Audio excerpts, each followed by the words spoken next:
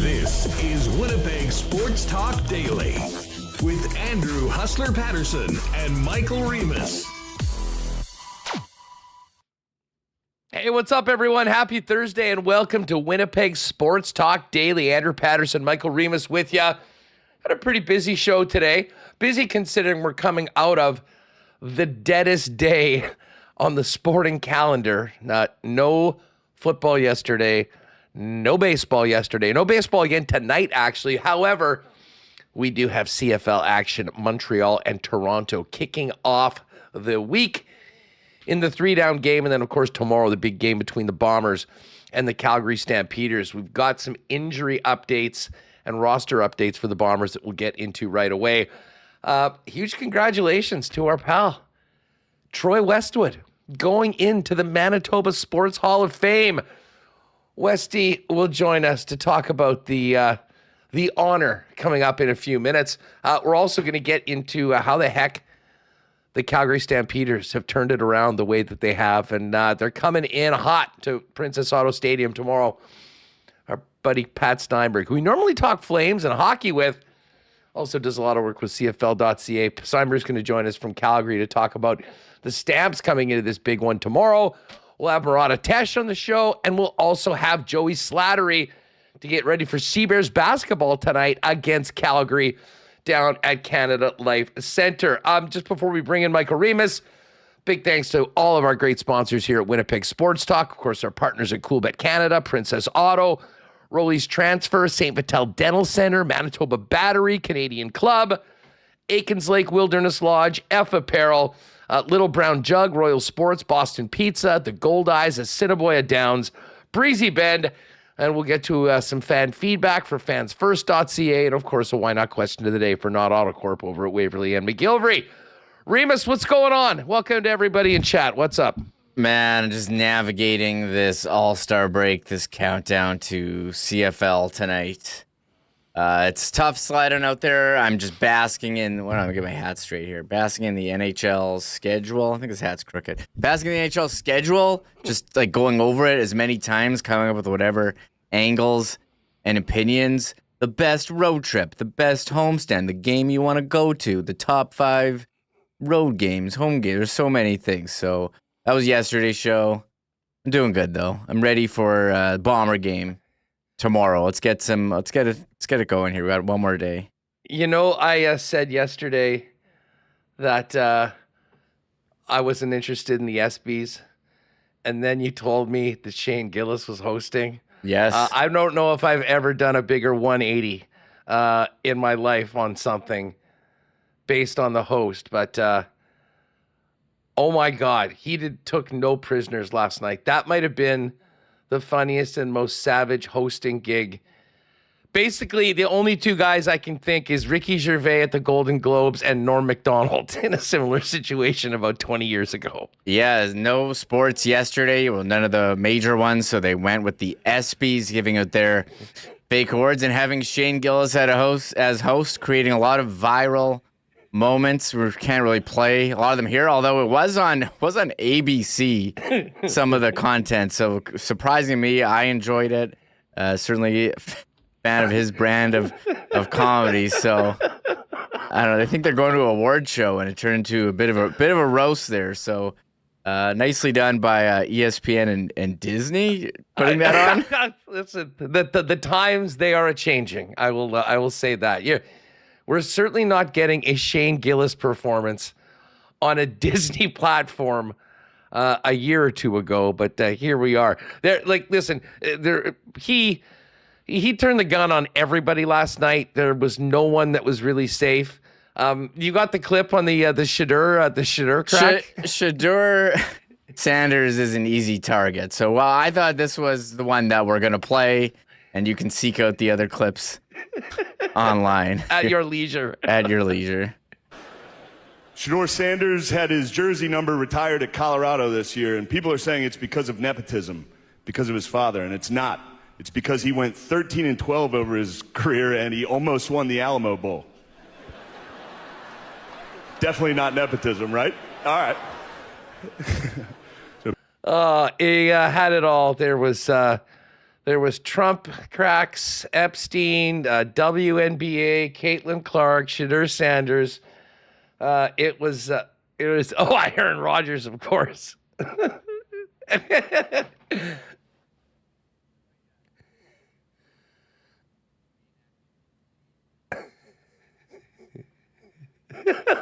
That actually was very, very funny.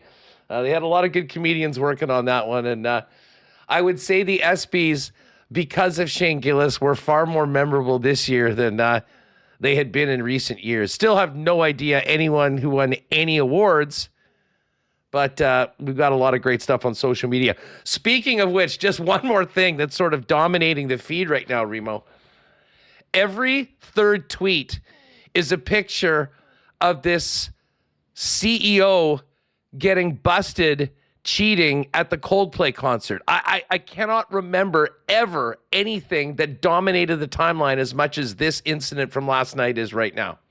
Yeah, no sports on, so we're all looking for something here. And this is, I can't get away from this. So this couple is, I guess, shown on a kiss cam at the Coldplay concert. And so they see that they're all happy. They're having a good time. And then they see that, the camera's on them. And they're like, oh, no, we're busted. Oh, busted. What's going on here? And even the girl beside them is like, look at her face. She's like, oh. You guys are toast. And what's the story here? Well, this is a guy, the CEO of the company, Astronomer, with his HR chief.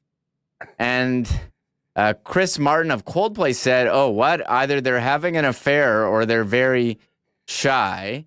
And according to the HR, so apparently that the guy, they were having an affair. The guy was married and the girl, was in a relationship. That's what's going on. So this has been viewed like millions and millions of times on social media.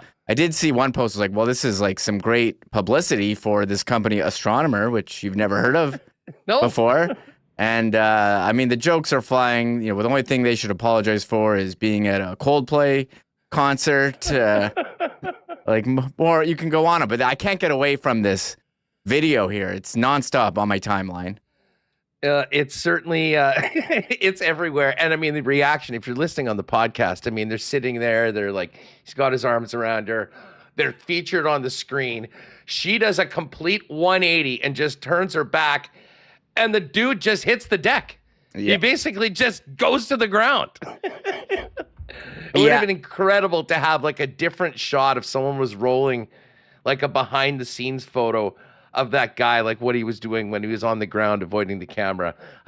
Unfortunately for those two, they're the most famous people on the internet. You never want to be the main story on the internet for a day. And these two executives from Astronomer, is that what it is? Astronomer? Yeah.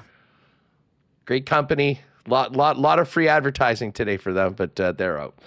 So anyways, I was going to say, like, if you're having an affair, like, I feel like you kind of want to get caught if you're doing it out in public. Maybe they could have sold it as a company outing, but the girl who was with them, who worked them, knew that what they were doing was wrong. So it's not just them. Like, some of their employees seem to cover this up. So pretty wild. The work group chats are going crazy today, and the Astronomer offices, I can tell you that. Anyways, if you haven't seen that, all you need to do is go to your feed, and I guarantee you it'll be one of the first things that shows up. Listen, we are going never dip the pen in company ink. Great comment there. The chat is going. And yes, Dan, Jets fan, is that the same concert Connor went to? Yes, Connor did go to Coldplay, but that was in Toronto, not in Boston. We're going to get into Bomber Stamps talk with Pat Steinberg coming up in a little bit. Kind of hit more on the Calgary side of things, but we do have the roster for tomorrow, Remo. And we knew there was the potential we wouldn't have Dalton Schoen. I did not like the fact that Dalton Schoen's been added, not to the 1 game, but the 6-game injured list. And the Bombers' issues compounded on the offensive line with the news that Big Stanley Bryant, the pillar of the Bomber O-line, is also going to miss tomorrow's game. He's on the 1-game injured list. But no Schoen, no Bryant. Kind of worst case scenario based on what we'd seen in practice. Mike O'Shea was very non-committal about whether guys would be in or out. Well, we now know that they're out. And Cody Case comes in the place of Schoen, not Dylan Mitchell. Not sure whether he's ever going to see the field as a member of the Winnipeg Blue Bombers. But as big of a loss as Schoen is, the loss of Stanley Bryant is significant, and everyone on that O-line is going to really need to step up against a defense that has just been eating up their opposition all season long. Yeah, Calgary, we talk all week about how you look at points against. They've allowed the least in the league. You saw Zach Claris had, the 2 pick sixes in Calgary in the Stampede Bowl, and not having his favorite weapon, Dalton Schoen, not ideal. And you have to wonder, is Dalton Schoen injury prone? Should we be worried about, being his ability to be available? Maybe it was too much to ask coming back from the knee injury he had last year. And when he's in, he's been solid, but maybe we need to temper our expectations for him moving forward. And interesting that Cody Case, we saw him in return role last year. He's in and not Dylan Mitchell, who's still on the roster but hasn't gotten game action. And who's going to step up of the receivers? Carrick Wheatfall's really emerged this year as a deep threat. I'm sure we'll see some heaves to him. And Nick Dembski scored a couple touchdowns. I've seen people in chat saying, Jareth Stearns is due for a breakout game, the quieter addition from Saskatchewan. But hey, they have to protect Zach Claris. It's going to be tough without one of the greatest of all time in the CFL, Stanley Bryant, onto the 1 game. So Calgary, it's going to be tough. I know they're coming off a weird week where they were in Saskatchewan and had the delayed start, so they still got most of the days off. But you look at that defense, 91 points allowed. That's the least amount in the CFL. Micah Vanterpool will be playing tackle, and Jay Person comes onto the roster. And again, Cody Casey in his first action of the season with Dalton Schoen out. 6-game injured list for Dalton Schoen. Not sure he'll stay the entire time on that. We'll get some clarity, I would presume, from the football club. As much as Mike O'Shea has to give the media, that's what they'll get. The bottom line is no Schoen and no Bryant, and that will certainly make it a greater challenge for the Bombers taking on Calgary tomorrow. All right, we're going to talk more Bombers, as they say, and the Stamps. A little bit of hockey off season as well with Pat Steinberg coming up. Murat a little bit later. Joey Slattery. But as we mentioned right off the top, our buddy Troy Westwood is going into the Manitoba Sports Hall of Fame. So before we head out to Calgary, we're going to bring in Westy in just a minute. Hey, I do want to shout out our friends at Rolly's Transfer for their great support of Winnipeg Sports Talk, the most trusted name in moving in Manitoba. Check them out, and you can request an estimate at rollies.com. Great comment today from Rob Noakes in chat on Rollies. Guys, big thanks for the referral to Rollies Transfer. They totally saved me today and were awesome to work with. We've heard that many times before. Don't take our word for it. Take Rob's word for it. The guys at Rollies will take care of you as well as anybody in the city with great service, great prices, and much more. Find out more today and holler at them for your next move at rollies.com. Our friends at St. Patel Dental Center having a great summer. Dr. Terry, of course, big supporter of golf in Manitoba. Again, congratulations to everyone that played out at the not AutoCorp men's amateur this week. But, hey, listen, as summer goes on, you still can't forget to take care of your teeth. And if it's been a minute since you've been to the dentist, why don't you pop by and see Dr. Terry and his great staff at St. Patel Dental Center. They got a beautiful new facility at 167 St. Anne's. Free parking, conveniently located right behind the building. and a full array of services for people 6 months to 99 plus, with everything from cleanings and checkups all the way to things like dental implants. Go to stpateldental.ca for information on all of their services. Book an appointment and tell them the boys at Winnipeg Sports Talk sent you. And hey, got to shout out Donnie and the gang at Manitoba Battery. Speaking of great longtime supporters of ours, we're right in the middle of summer right now. You got camping, boating, ATVs, you name it. You need batteries for all those things. And Manitoba Battery is your local option to save big money over the big box stores, as much as $50 a battery on some things. And of course, with the best service as well, is they'll deliver those batteries to you for free anywhere inside the city of Winnipeg. So for all your battery needs, drive by the big box stores. You go to Logan Avenue or Dovercourt Drive, 2 locations, or simply give them a call or order online at manitobabattery.com, and they'll deliver those batteries to you for free anywhere inside the perimeter with any purchase over $60. It's just that easy. For all your battery needs, it's Manitoba Battery, manitobabattery.com. All right, we are going to head out to Calgary in a few minutes and get ready for this Bombers Stamps game and talk a little Flames Jets offseason. But first up, as I mentioned right off the top of the show, our great friend Troy Westwood announced yesterday as part of the class of 2025 for the Manitoba Sports Hall of Fame. That calls for a visit to Winnipeg Sports Talk. Westy, congratulations, my friend. Thank you, fellas. It'll be a lot of fun when it comes around in November to give one of those speeches. A good group of guys. Tell us, did you know that you were even nominated? How'd you find out yesterday? What was your reaction? Yeah, I found out a few weeks ago. There's a fella that called from there, and to be honest with you, and when I have known Matt Leibel is in charge of or is a part of the submission process, I thought this would be something that I'd likely be receiving posthumously. Yes, our pal Leibel certainly is on that, on the board. Listen, it's an incredible honor and very deserved, I would say. You know, I think back to your life as a sports person here in Winnipeg, and you're most synonymous with your time with the Bombers. But a lot of people might not know, Troy, that your entire football career really started from being a great youth soccer player here in Winnipeg, and of course where you grew up out in the west part of the province. Yeah, it was all from 100% from soccer for sure, especially the connection to the kicking. And I recited the story of the amount of luck and the good things that fell into place for me to ultimately have the opportunity with the football scholarship was just remarkable. The story is remarkable. I don't think it could ever be duplicated at this day and age with the way that young athletes have to, all the hoops they got to jump through to grab scholarships and stuff like that. But it was crazy. Super fortunate and all kinds of good luck involved. Well, I mean, for people that aren't familiar, I mean, when did you first play football? Because you were very busy playing soccer, played on the Manitoba youth provincial team. At what point was football even on your radar? Well, my uncles growing up were big into football, and my dad, we'd go to all the Bomber games and stuff like that, and I played lots of football as a kid. I played a couple years back then with they were called the Charleswood Optimists, kind of before the Charleswood Broncos with youth football. And then, so I was playing soccer all the way through this, and hockey.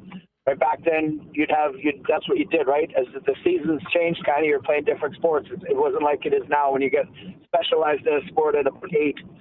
But you're playing football in the fall and having fun, playing soccer as well. And then something happened where when we were living out in St. Andrews, and I was with the provincial teams and might have even started playing in the Premier Division in Winnipeg. I started kicking for the Lockport Cowboys when I was 16. Just a few games I went out. I can't remember how it happened, but I went out and ended up kicking a 54-yard game winner. I think I was 15 or 16, and it was like the front page of the Lockport paper back then, so it was kind of splashy. And then the Winnipeg Hawkeyes, when I was still playing soccer with the provincial team and was drafted by the Fury and stuff, the Winnipeg Hawkeyes drove out to my house and the GM or the owner or whatever, and they were going to, because I lived out in the country and I had trouble with transportation, they would drive me in and out of practice and games and stuff like that. My schedule was so crazy. My dad said, look, you got to pick between football or soccer. I said, okay, I'm going to pick soccer. So I picked soccer, and then I was more heavily involved in soccer, and somewhere in the time I get drafted by the Fury and have a scholarship offer at Old Dominion in Virginia for soccer. And at that same time, I'm playing in the Manitoba Touch Football League with my uncles for a team called the Brooklyn Bombers. And it's just a bunch of fun. You got like 6 guys on the field going back and forth. We ended up going to the Nationals with that team. I was a receiver and DB, and I would kick off and punt. And they were all the time in my ears, our team back then. You got to go show the Bombers how you could kick. You got to go show the Bombers how you could kick. So eventually, I can't remember if I drove there or took a bus, but I went to the Bomber Stadium. There's this elderly lady. Her name is Jane. She was at reception. I said, is there anyone here that would possibly watch me kick? She went and got a fellow named Urban Bowman, who came out and was gracious enough to take me out to the field. Cal Murphy even opened the door for a quick second to watch me kick. After about a half an hour, we went back into Urban's office, and he called Purdue University. They offered me a half scholarship over the phone, but that was another $7-8 grand for my parents, and there's no way we could do that. So I turned it down. At that same time, there was still the scholarship offered Old Dominion and was training with the Fury. And then through Urban Bowman and John Gregory, a coach in Regina, they knew the head coach down at Augustana in South Dakota. His name was Jim Hines. And they called me and said, hey, come down, show us how you could kick. So my dad and I jumped in the car. We got down 8 hours. They take me out to the 50-yard line, and maybe an act of God, just fearless, too stupid to be nervous, hit 3 50-yarders in a row, and they signed me to a 4-year full ride. That's crazy. And then the Bombers drafted me, and who's still there? I think it was the last. I think the Bombers won the Cup in 90. I might have been the very last pick in the draft. Something pretty high anyway, 48th or something. And the Bombers draft me. I come back, and who's still with the Bombers but Urban Bowman, who's the special teams coach. And then get really lucky and end up making the team, and the pathway of it was insane. It's just an amazing story. And, we've obviously, with your time at TSN, talking stories about, your background, knew about the time in South Dakota. But tell us about the transition into the Canadian Football League. I mean, you were on the Bombers' radar for a while. You spent your time down in South Dakota. Then you come in. I mean, it is a very different, and I mean, the job itself is so cutthroat, Westy. What do you remember about the transition to being a professional and then, really becoming entrenched as, part of the battery with Bob Cameron?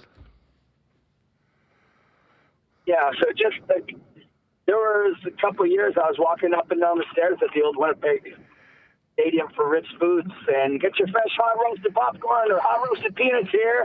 Get your hot popcorn here. Like I was selling peanuts and popcorn, man, at the old Bomber Stadium. And when I wasn't doing that, my dad had season tickets, so we were watching the Bombers. So, the team and the guys from the 84, 88, and 90 Grey Cup, those are legendary dudes. And showing up to training camp in 91, and all those dudes are there. I was some wide-eyed kid, and walk in when the veterans arrive, and you see guys, like Walby strolls in with all the horses on the O-line, and guys like James Battle, Ty Jones, and Cameron Kendrick, all those guys, the legendary ilk of that team, man, and the championship swagger. It wasn't if they were going to win, it was just how much they were going to win by back then, sort of thing, And so coming into that training camp, and I'm just too ignorant and stupid to think really that I'm going to get cut. But myself and a buddy, Craig Harrison, who's a fullback, it was called the Island, where you're sort of in the middle of the locker room, and pretty much every day somebody around you got cut. You have a couple buddies, and the next day you show up and they're not there anymore. So you learn in a hurry the coldness of it and just the ruthlessness of it. And somehow just got lucky, and Cal gave me an exhibition game. I didn't kick really well on it, but he kept me around on the practice roster. And then, unfortunately, Trevor Kennard had trouble with his sciatic nerve in a game after a hit, and the door was open. And what happened, Bob Cameron's teaching, never, ever let somebody else do your job. So you always play no matter what. And I got the door opened and I stepped in there, and that started the 18-year run. The rest is history. 18 years, 661 straight converts. Without a doubt, a record that will never be broken. But listen, Westy, I mean, you're synonymous with 18 years with the Bombers, but you did a lot of other things. Boxing, tap dancing, creating the Banjo Bowl, and of course, an incredible run along with the fellas in the morning show on TSN 1290 during those years. Outside of football, when you look back, what are you most proud of, or what excites you the most about the resume for Troy Westwood that doesn't involve kicking footballs? It's neat you list all that stuff, Huss. And what's the common thread and element of all of that, and really everything in my life now, is because all of my experiences and everything that I have in my life right now, Huss, is because once upon a time I was with the Winnipeg Blue Bombers. Everything. Right down to my wife. She has an auntie that said the very first time she saw me stroll by in my gold, the infamous gold bomber pants, and she saw my quads thunder by, she was hooked, and that was it. So, but seriously, but everything, man, you mentioned all that stuff, all the opportunities and stuff like that I had with whether it was racing cars or the boxing or whatever it was, the music and stuff like that. All those doors were open and presented to me because of the connection with the Bombers. So the long-reaching effects of that in my life are unbelievable. For sure, the thing I'm most proud of, I'm not really, I wouldn't say proud of any of that sort of stuff, but what I'm most proud of for sure is my family, the relationship I have with my son, and spending a lot of time with him on a soccer pitch, and all the boys that have been a part of our group on the team for years and years, and the impact that you make and the relationships that you form. The experience of being a coach for probably 12, 14 years, in that range sort of thing now, that's what I'm most affected by, maybe. I'm not really proud of anything, I wouldn't say per se, but just my son is a real good kid, a good young man, and around a great circle of friends, and our family life is what I'd be most proud of, I think. Well, and it's so funny for us, back at the old shop on Pembina, TSN 1290, in a lot of ways, we got to see Trey grow up. I mean, he was in the building quite a bit, really starting at 4 or 5 years old, and now a really impressive young man, a great athlete, and it's really cool to see how the two of you guys have grown together. Westy, we'll do something in and around the inauguration when you go into the hall later on this year, but had to have you on today. A Hall of Fame athlete, Hall of Fame quads, a Hall of Fame sense of humor, and a Hall of Fame friend for us here on TSN or on Winnipeg Sports Talk, pal. Congratulations. So happy for you, and always great having you on the program. Thank you, brother. I'm going to steal that Hall of Fame quads thing to use on Mom a little bit later on, but take care, boys. Love you guys. Take care. You got it, pal. Take it easy. All right, great stuff with Westy. A Hall of Fame dude, a great friend of ours, and congrats from everyone here at Winnipeg Sports Talk. Tons of congratulations for Westy in the chat as well. And I saw this, and Troy's very active in his son's soccer. And Ishaboy says, heard some kids at a Bomber game talking about how much they love Westy as their soccer coach. Not surprised at all. So shout out Troy. Great to have him on the program today. All right, tomorrow, the place to be is Princess Auto Stadium, a sold-out Princess Auto Stadium for the 8th consecutive game. And the Bombers are going to have their hands full with the upstart Calgary Stampeders. As we mentioned, no Dalton Schoen, no Stanley Bryant. Going to head out to Calgary in just a couple minutes and hook up with Pat Steinberg.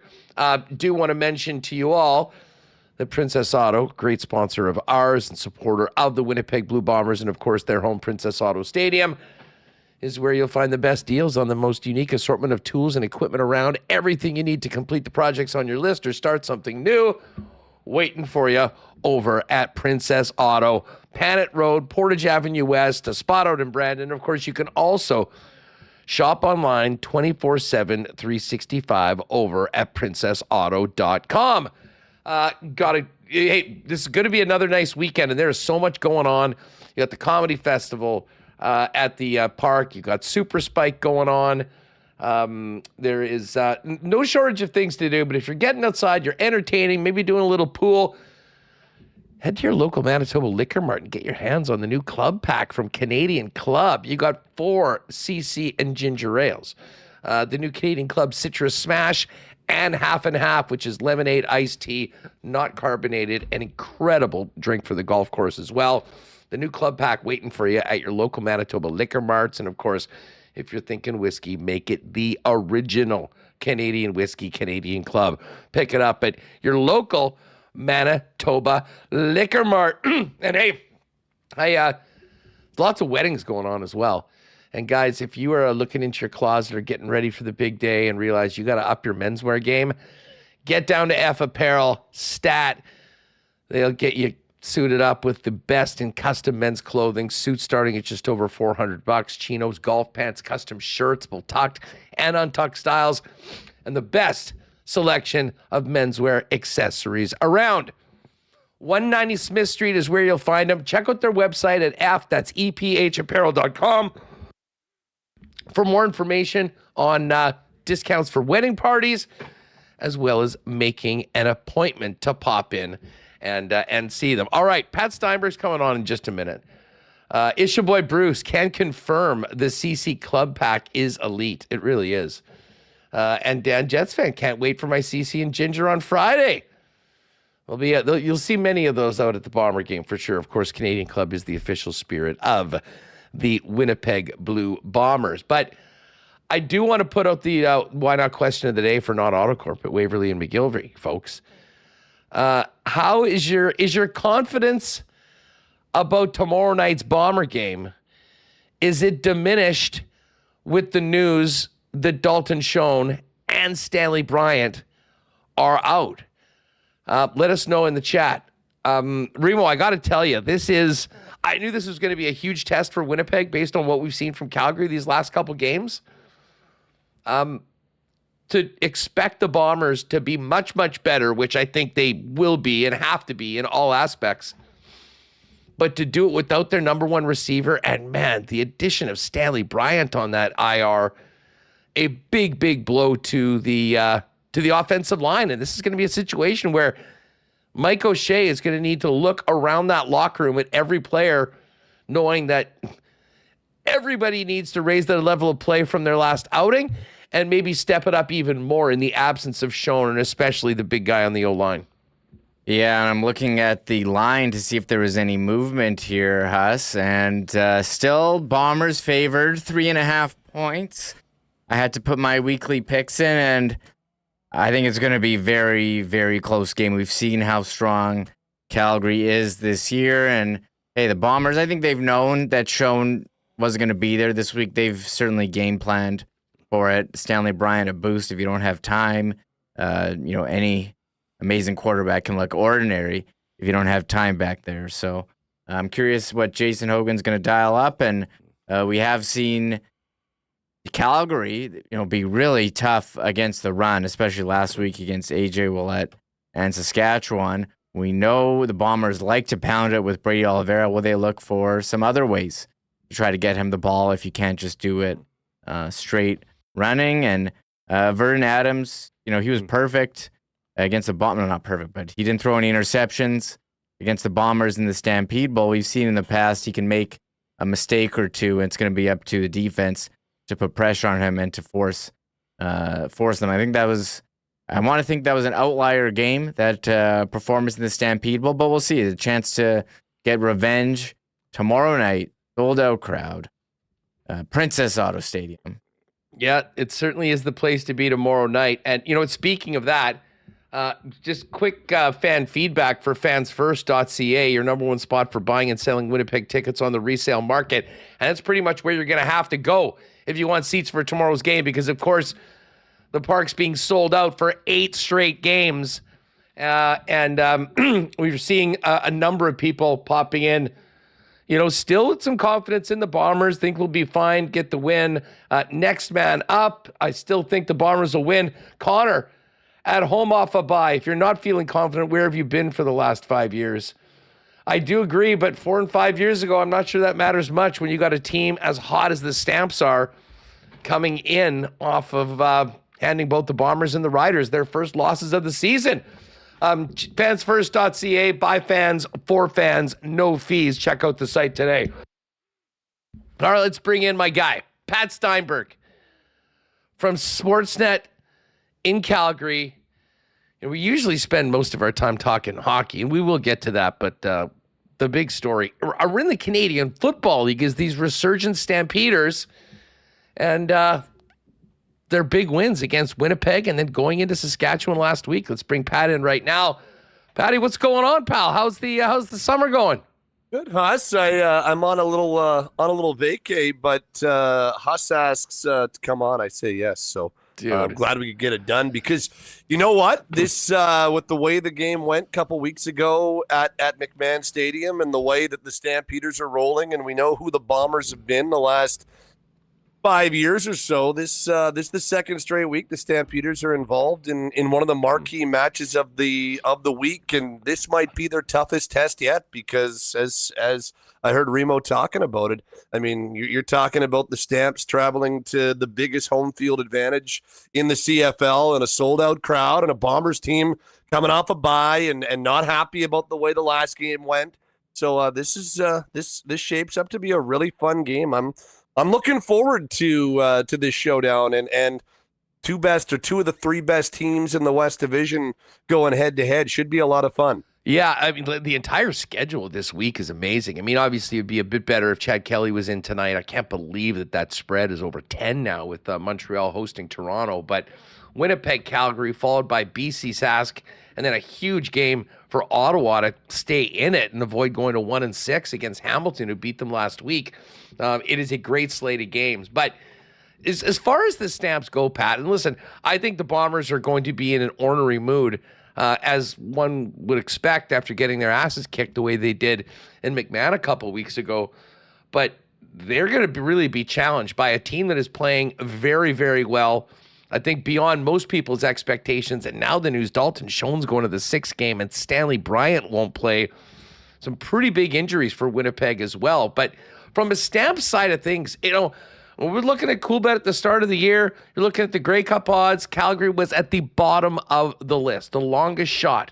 They now are arguably the number one team in the Canadian Football League. I mean, how have they done it, and how surprised are you, Pat, that this has turned around in the fashion that it has so quickly? Well, I mean, I won't lie. I mean, I thought that I give the Stampeders credit because when they went out and made that decision to make the trade for Vernon Adams Jr., it signified that they were serious, and last year being a non-playoff year for the first time in almost 2 decades wasn't acceptable. So like I definitely was impressed with what they did and the fact that they decided to make such a big move. And so I thought it signaled the fact that, hey, this is a serious group and these guys aren't messing around. But, you know, from there, I still didn't know what to expect. I think that you knew you were going to get a quarterback upgrade from Jake Mayer to Vernon Adams. And I think that you knew that the offense was going to be a little bit better. And so you could probably expect, whether it was Reggie Bagleton or the rest of this group of Stampeders, and like you see what Alfred's done. And I mean, this has turned into an outstanding group of receivers. I think we expected it to be a step forward, but maybe not to this extent. But the area that has surprised me the most, and the reason why for me this has been such a surprising turnaround, knowing how quickly it's happened, is what's happening on the other side of the football. Because offense, you bring in one of the best quarterbacks in the CFL. I think you expect the offense to be better, and it has been. But I think, you know, maybe it's even exceeded expectations. But that defensive group is chock full of first-year Stampeders and guys that weren't on this team last year, and a group that you're like, they basically overhauled the entire defense, said goodbye to some significant contributors on that defense, and so you wondered what that was going to be like, and that's the area that they've maybe thrived the most to this point. Like you could make the argument that as much as Sask has the playmakers and probably the elite players most, and Winnipeg right there with them in terms of like the elite players on defense. I just did an article about a week ago at CFL.ca, like the 10 best defensive players in the league right now, and the Stampeders didn't have one of those guys on it in my mind. But as a group, as a unit, they're making a real case to be the best defense in the CFL right now, which is pretty amazing when you think about the fact there's a brand new group, or almost entirely a brand new group, and a new defensive coordinator, and all of what went into this overhaul defensively. I think it's been not just impressive, but pretty stunning how quickly they've turned it around. I heard Remo talking about what they did against the run last week against AJ Ouellette in Saskatchewan. That was Crazy. their first big game against the run, and they've been really good against the pass all year. So, yeah, it's been impressive, man.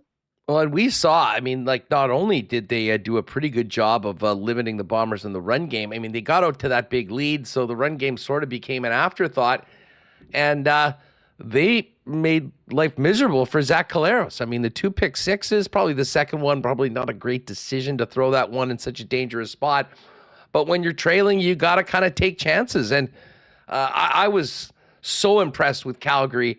But what they did going into Saskatchewan in some pretty difficult circumstances. I mean, you wait out the entire game. You've got nowhere to stay. Most of the team is sleeping 4 to a room in a U of R dorm.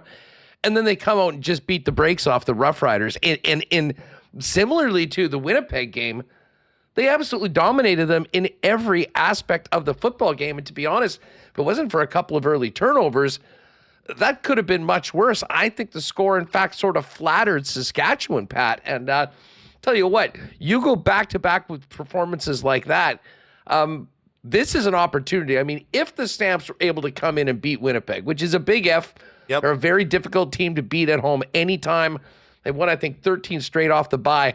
But if Calgary can get this done, I mean, we're not even at the halfway point. And the Calgary Stampeders, I think, would absolutely have the flag in the ground as the team to beat going into that midway point in the Canadian Football League. And let's face it, nobody had that when we started the season.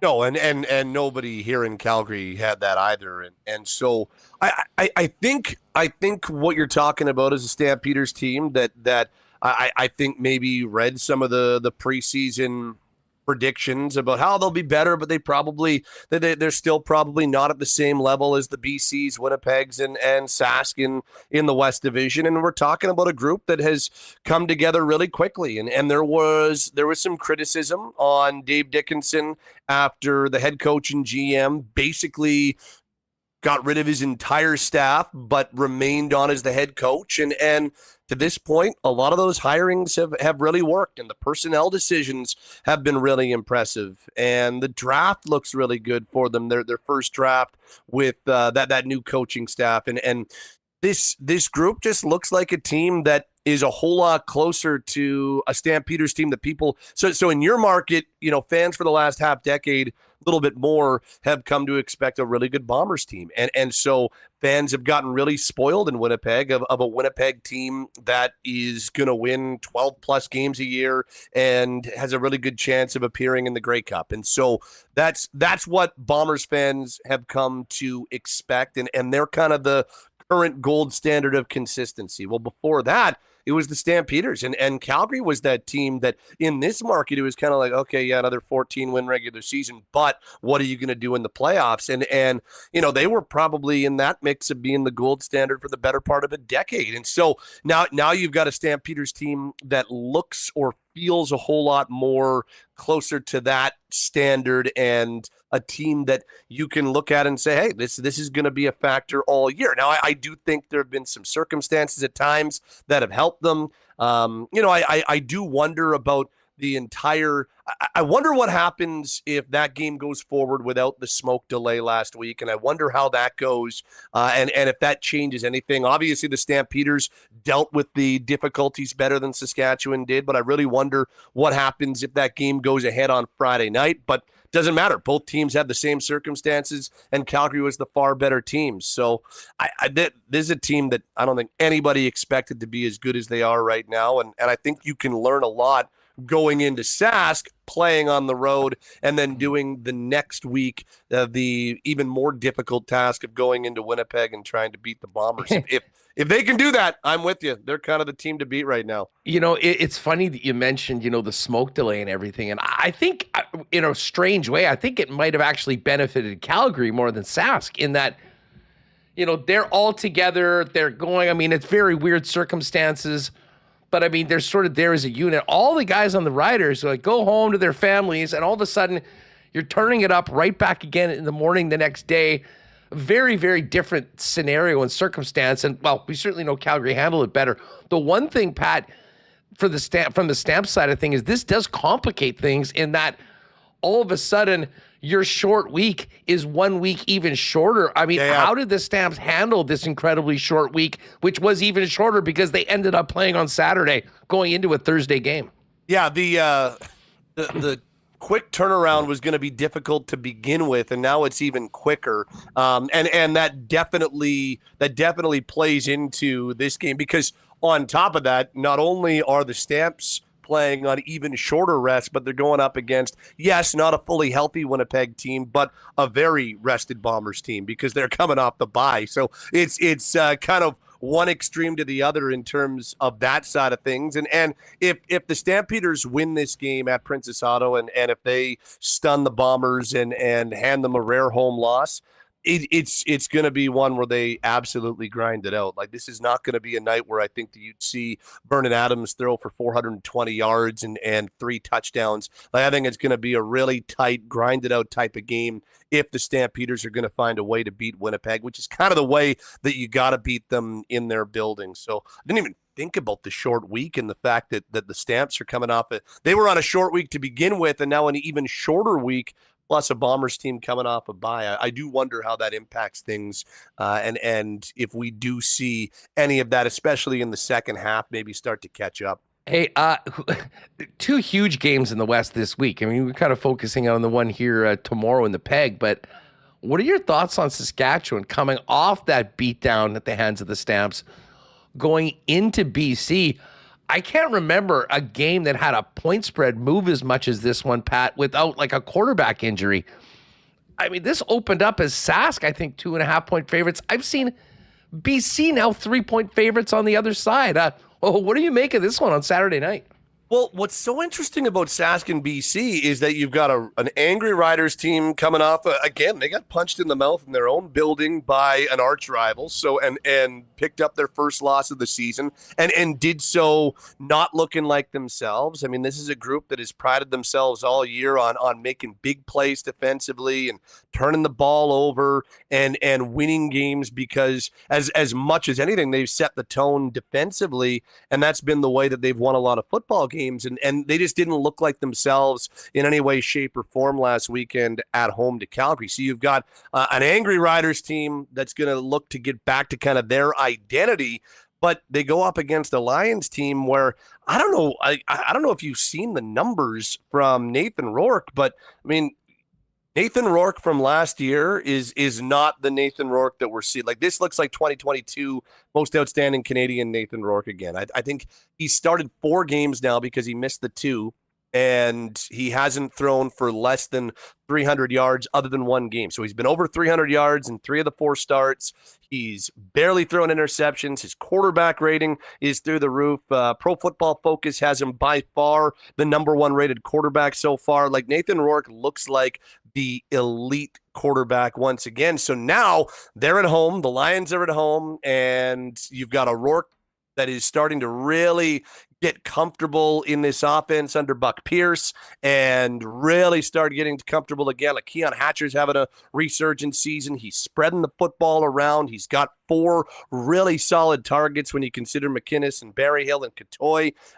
This Lions team, despite their record, is no slouch, and don't underestimate how good Nathan Rourke has been this year. So I'm really curious if Sask can get back to their identity.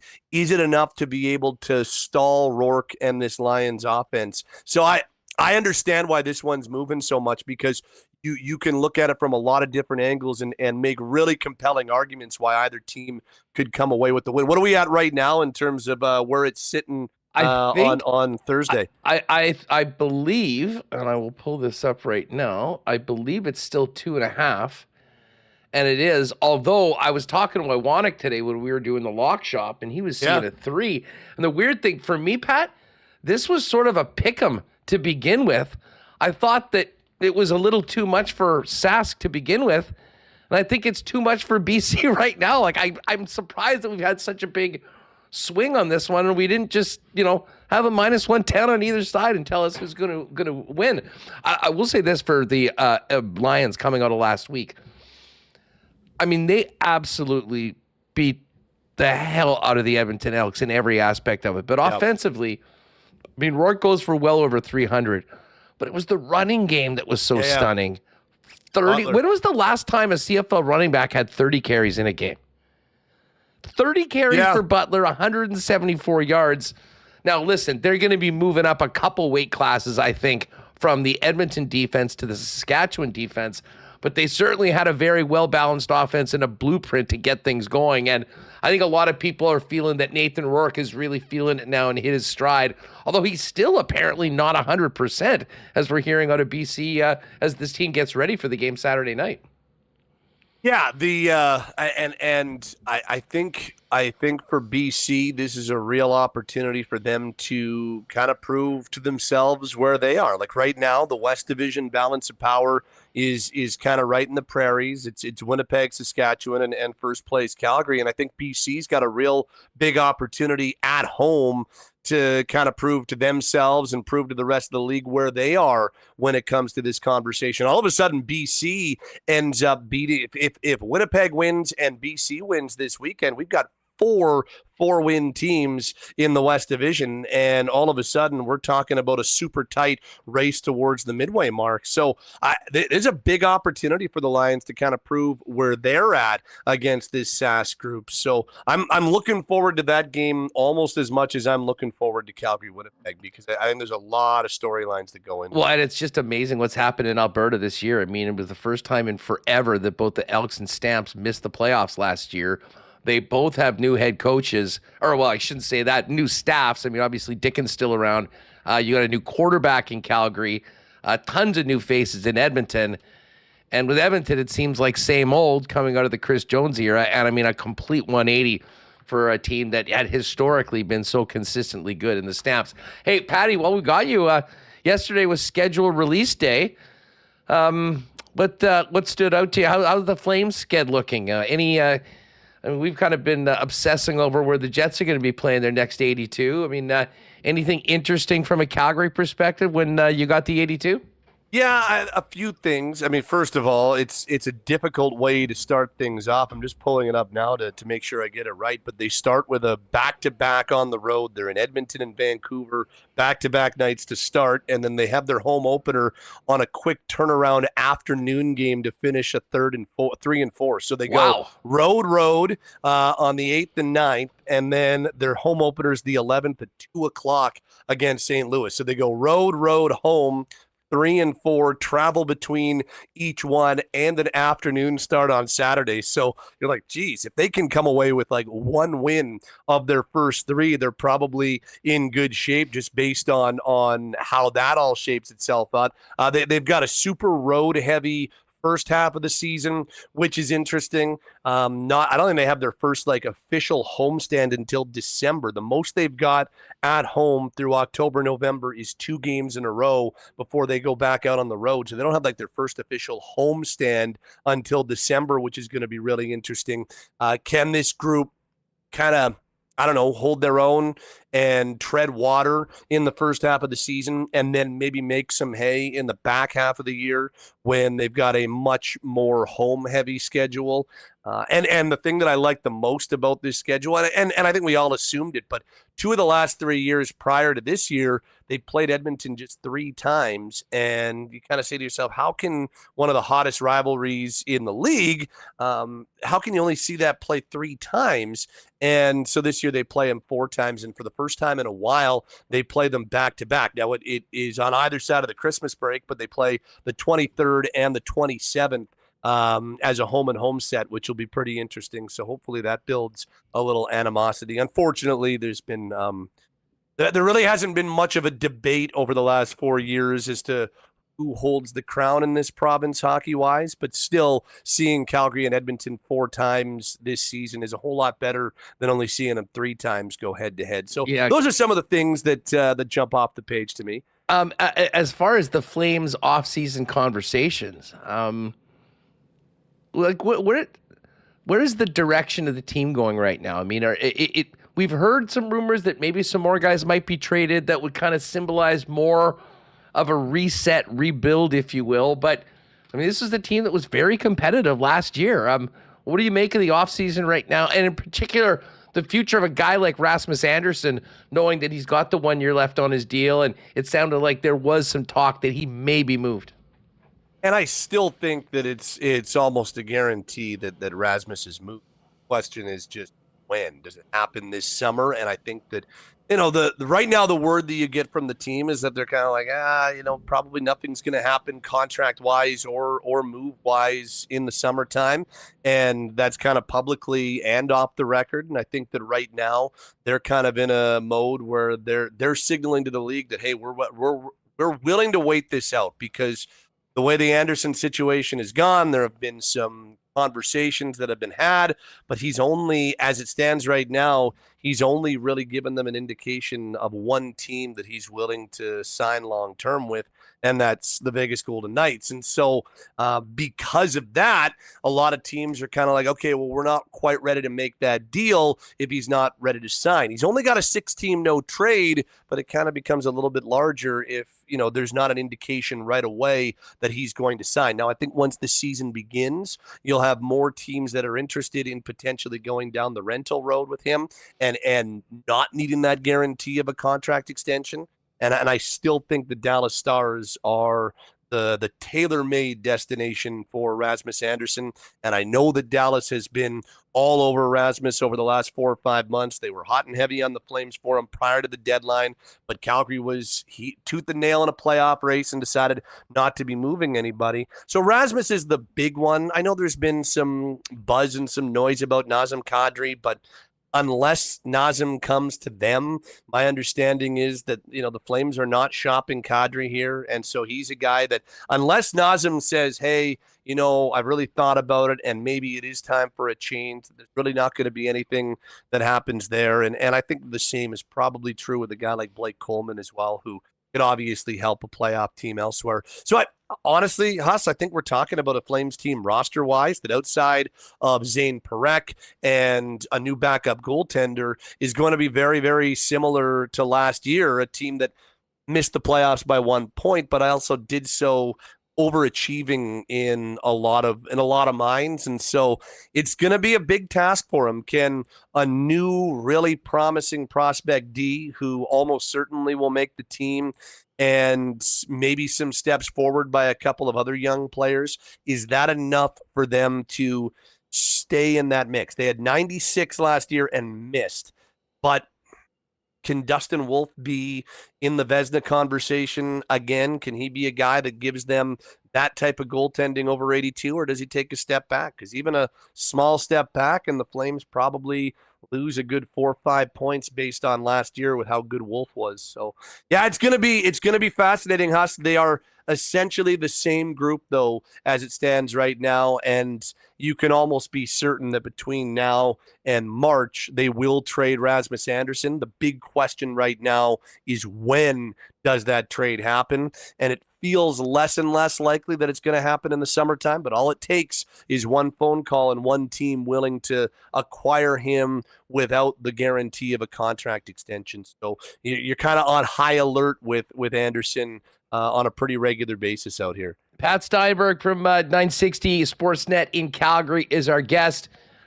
Before we go, Pat, I'm always interested. I mean, you're one of, if not the hardest working guy in the biz. The hours are legendary.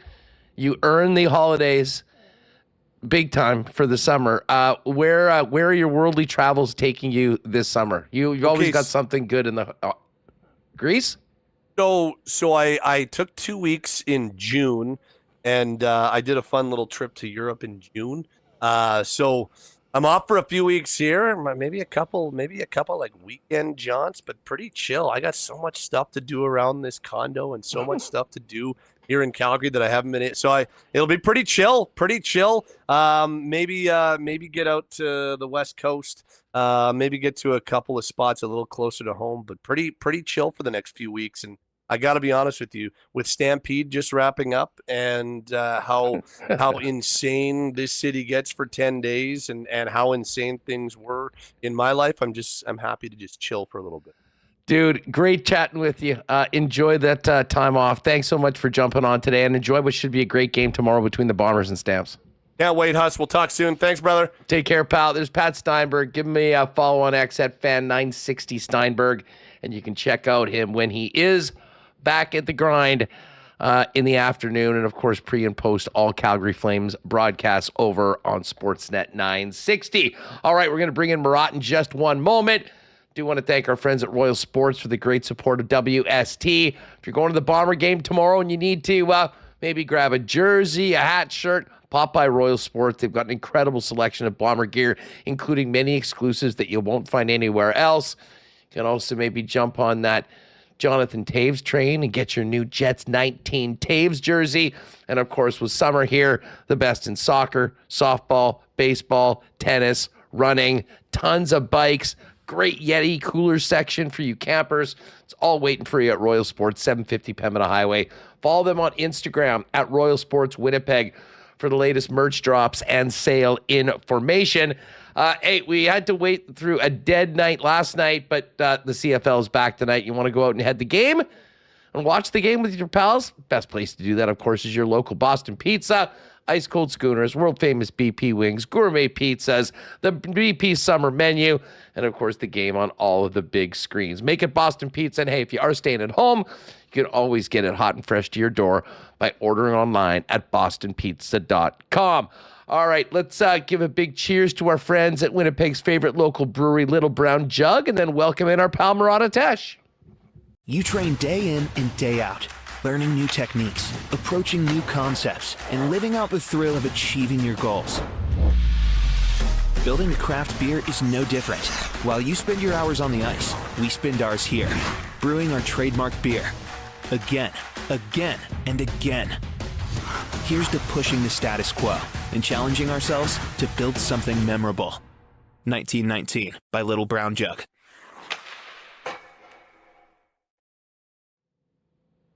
All right, let's welcome in our good friend Murat Atesh of The Athletic. Murat, what's going on? How are you on this fine summer afternoon? Hey, I am doing well, Huss. I'm glad to be back, glad to be seeing you. And I know that my visits are not necessarily like, hey, this is, my dedications may not be worth so much, but to what extent I can say, I'd like to sort of dedicate this next conversation to my good buddy Brendan Berg, who passed away along with his girlfriend Olivia Michaelchuk a couple of weeks back. He's a big hockey fan, big Jets guy. A lot of our chats were about that. He played on the Lumbercats team in the city here as well. There's been some rec tributes to him, and he played in the Apocalypse tournament and all that sort of stuff. Real good human being, and so is his partner. So to what extent you let me do this, hey, this one's for Brendan. No, you know what? I'm glad you brought that up. I mean, like Winnipeg, I mean, it's 1 degree of separation, even with people that you don't know. And I mean, that was just absolutely tragic a few weeks back. And I mean, the outpouring of support, you could tell how special those people were and the impact that they made on so many by the outpouring of grief, support, and really the celebration of those two people that's really happened over the course of the past couple of weeks. 100%. Celebration is a great word. There was an event at the Burton Cummings Theater, the Celebration of Life, and they filled the place. Like, it was like a few seats left in the second balcony, and otherwise it was full.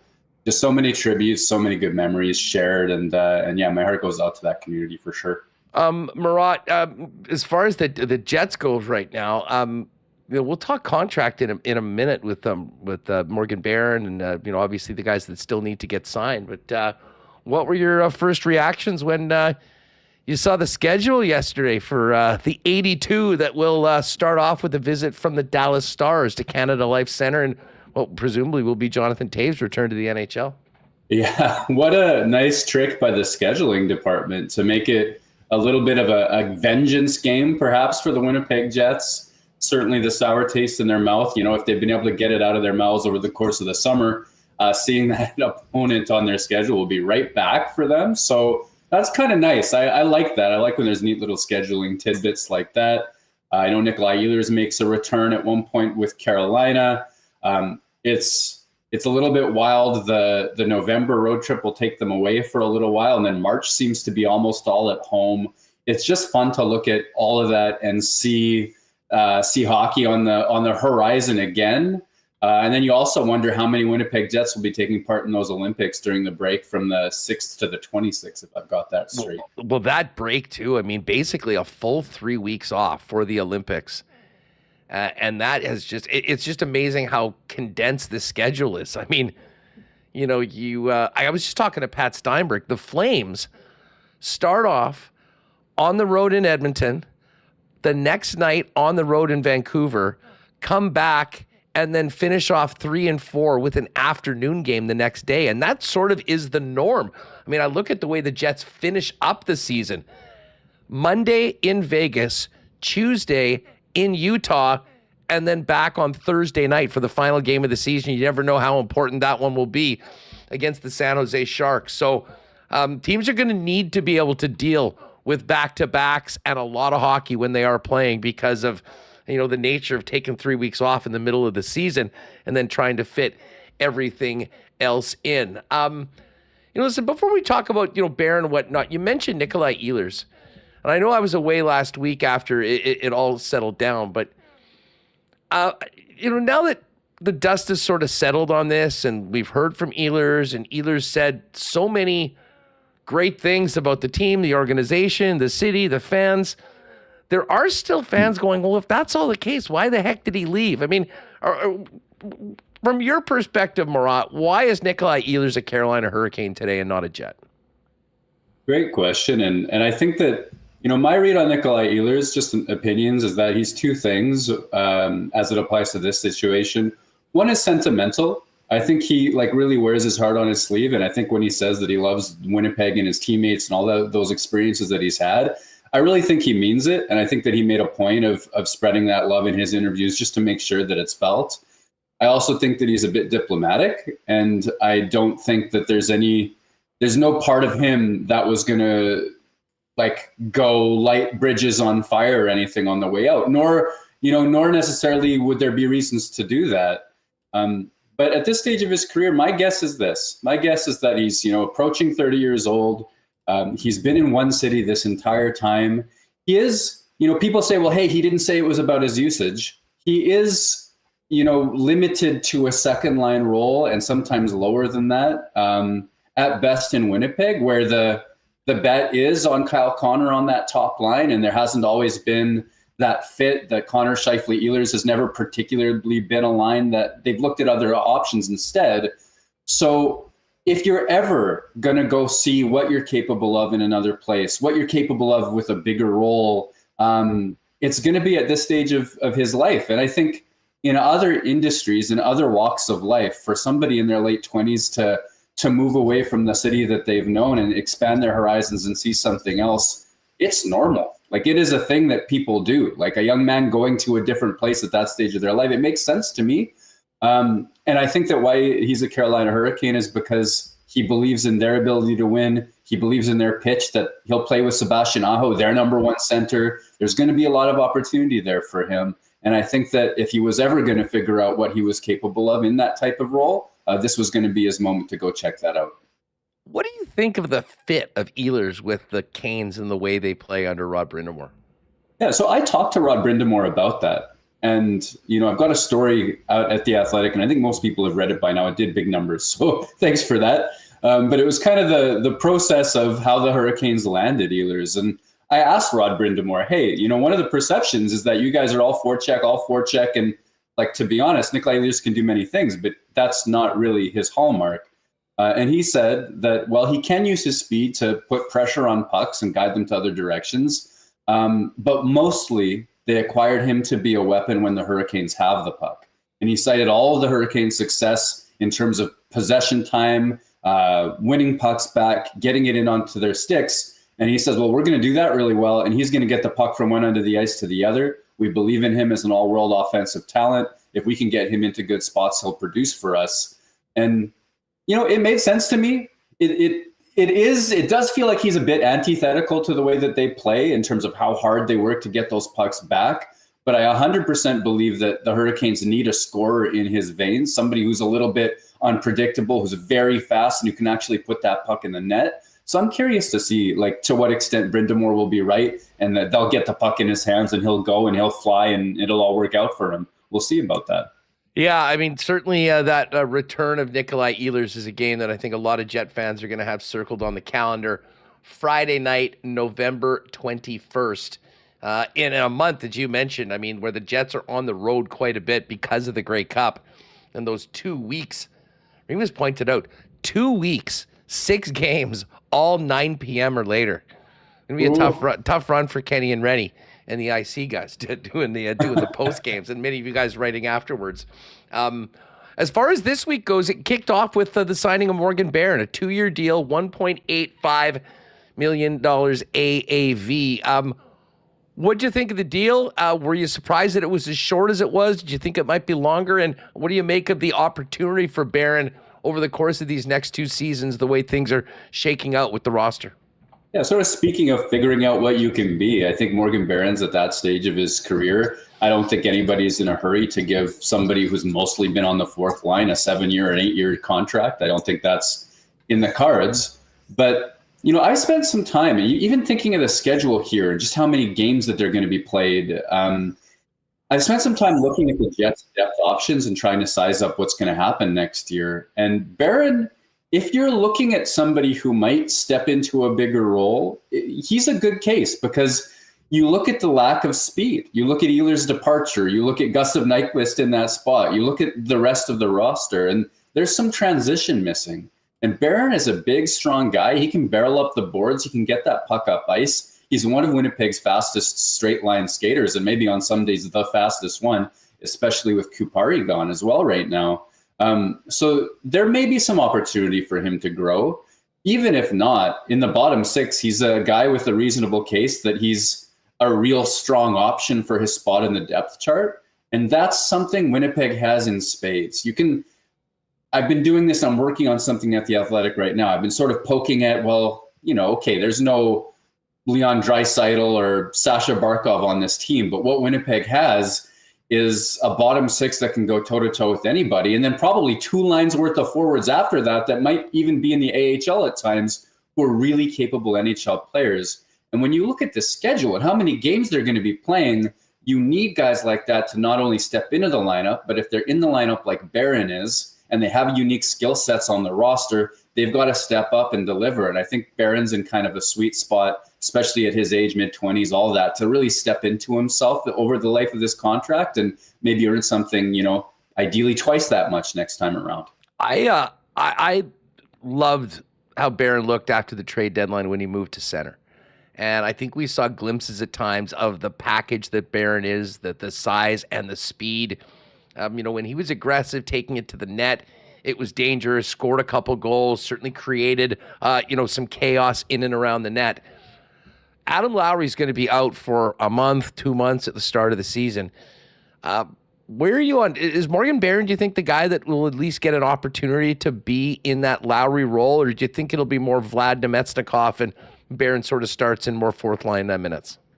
I think just owing to Jets history, I would suggest Vladislav Nemetsnikov gets that role. They really believe in his hockey IQ and his, his effort level and his no quit. And certainly Barron's a no quit player either. If it's going to be Barron, I would hope for his sake that he steps into the faceoff dot at camp and just wins all of his draws. I think one of the reasons why that second line with Nemetsnikov, Perfetti, and Ehlers, sometimes they got lower minutes and sometimes they weren't trusted with those D-zone assignments, is about the faceoff circle. And right now with Scheifele, with Taves, Taves is going to be excellent at that. Scheifele is going to be pretty good, kind of middling. If Barron can step in and win those draws, for me, he's got to be a guy that they look at in that way. Even to move into the middle on the fourth line, if that's what happens, and sort of seize the opportunity and prove he's too good for it, or prove that he can deliver, a ton of value from that spot, I think would give the Jets options. With so many players and who are capable and so many question marks about who plays with who this season, I hope Scott Arniel takes a long look at a lot of different players and a lot of different roles so that when playoffs hit, he has a couple of different options and not the same mold that he's used all season long. And I think Morgan Barron's versatility makes him a real good candidate to at least take a look at it in the center spot. 1 down, 2 to go. Sandberg and Velarde will wait for our dates and then presumably get a couple deals done. Do you expect the Sandberg to be a long-term? And if you had to guess the years, I mean, we'll see where they end up with money. How long do you think the Velarde deal is? Yeah, I expect Dylan Sandberg to sign long-term. I think that there's a really good fit between the community, the hockey club, him being close to home, his partner Neil Pionk, his wife, Dr. Destiny Sandberg, began a practice. I always say doc. I make it clear. I respect the title. So the fit is there. And I believe, I understand that the interest is there as well. Yes, there's an ARB date set. It becomes a bit of a deadline. And I think that both camps will step up and get serious. And we're going to see, 6-7 years maybe on that one. There could be a good case if you're Sandberg to sign shorter than that, just because the cap's going up and up and up. And I bet you that he's going to be a really important part of this team for a really long time. But I think that that's coming. And then with Gabriel Velarde as well. I mean, filing for arbitration makes it a bit of a deadline. I think that there are reasons for both player and club not to go max term, in that Velarde could put up some crazy good numbers if he stays healthy over the next few years, especially on that power play. Winnipeg might want to wait and see what he can become and see how healthy he is on the average over the course of the next few seasons. They also might want to lock him up. I don't think he's a core player in the same way that Mark Scheifele or Kyle Connor is a core player, but I think he's very important to the team as well. And then the last thing I'll say about both of those guys is that at the beginning of the offseason, people who work for teams now, people who used to work for teams, I got a lot of DMs being like, hey, what are the odds of an offer sheet in this situation? And by filing for arbitration, all of those guys, including Barron, they took the opportunity of an offer sheet right off the table. And I think, I do interpret it in these guys' cases as a desire that, hey, their next contract is going to be in Winnipeg. Let's not mess around with some crazy offers to go play somewhere else. I think that there's a lot of buy-in here, and ideally that means, solid term deals for both players. Murat of The Athletic is with us. He did mention that latest article, and you could, if you did miss it, check it out. Inside the Canes' pursuit of Nikolai Ehlers, how Carolina landed the top UFA. Of course, the departure of Ehlers leaves a big hole. Gustav Nyquist is signed on a 1-year deal. We'll see how that goes. But I'm interested, Murat, in what you think about Brad Lambert's opportunity and path to a roster spot. Just thoughts on his situation coming into training camp. I think that he is a long shot to make the roster out of camp. And that's partly contracts, because Winnipeg has a ton of them and a ton of veterans with NHL experience and with NHL production. It's partly because Brad Lambert can still be assigned to the Moose without any issue whatsoever. His best odds are in the form of his speed, and we've seen him be dynamic at training camps in the past. And then as that roster gets more NHL ready, he has a little bit tougher time opening up that space for himself. Certainly with the Moose not being as deep as they could have been last year, he struggled to produce at the level that you'd hope for him. People have made a big deal out of Kevin Cheveldayoff saying, hey, about our team speed, hopefully Brad Lambert can step in and win a job and all that sort of stuff. And I think that the key word there is hopefully. I think that was a distraction on Chevy's part. I don't think it was a guarantee of a job, and I don't think it was a promise that if he steps into the lineup, he'll be in a top 6 role flying around.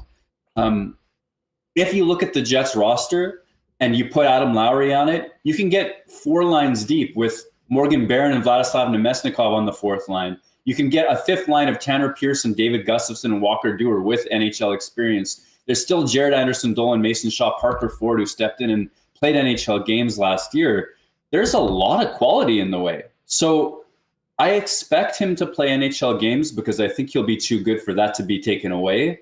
He's in tough, in my mind, to win a job unless he has had a transformative offseason and just crushes it at training camp. How different is the situation for Chibrikov, or is it? Well, I think of Chibrikov as more NHL ready in specifically the sense he wins battles. He eats hits. He gets pucks out at his own line. He gets pucks in at the offensive line. Yeah, there's the NHL level shot. His shot is wonderful. A little bit less foot speed, to be clear. But there's just certain battle-winning things he does that you can sort of say, hey, if he's not scoring right now, at least he's helping you play in the right end of the ice. I think contractually, though, he's still up against it against a lot of those guys. Maybe he'll battle with the Parker Fords and Mason Shaws of the world for 13th, 14th, 15th forward jobs, but that might still land him in the AHL unless he crushes it himself. Murat of The Athletic with us here on Winnipeg Sports Talk. Okay, we're kind of talking about a couple of the interesting forward topics and young players coming in. Elias Salmonson's the other kind of prime prospect. Speaking of being in tough because the guy's ahead of him in NHL contracts, the Jets right now have 9 defensemen and then 10 if you include Elias. How do you see all this shaking out? And will there be a move? Will a player just simply be exposed to waivers and potentially lost, Murat? How do you see them handling the glut of defensemen right now on the roster? Yeah, I mean, great question, especially like if there's a way for Salmonson to play, even in a third pairing role, you probably don't cost yourself that much if you're the Winnipeg Jets in the immediate term. And then what you gain from it long term is he can step in on an entry level contract. That's a deal he can beat. And then presumably he shores up your right side in the years to come, the same way Dylan Saberg has on the left side in a top 4 role. I mean, there's so much to gain there. And yet Colin Miller's in the way. Hayden Fleury on the left side is in the way. Luke Shen is definitely in the way. I think the Jets plan on keeping him. Like there's a lot of challenges there. And I think the odds favor Winnipeg getting to camp with every single one of those players still on the roster. We've seen guys get hurt in camp. It happened to Stanley. It happened to Heinola. Like there are ways for the herd to trim itself and Salomonsson to be last man standing, almost like Hayden Fleury was, and then he won a job, and then he won a top 4 job for a brief period of time last season as well. It's possible. I don't think it's the front burner play that guys get hurt or that things open up and the seas part for Salomonsson. So what I do think then is that, yeah, I can imagine players hitting the waiver wire. And whether that's Ville Heinola, whether that's, I don't think it's Logan Stanley, but maybe, like, does it have to be multiple guys? I think the Jets would be happier with losing somebody that way because they had to and everybody was good than they are likely to just clear the house now.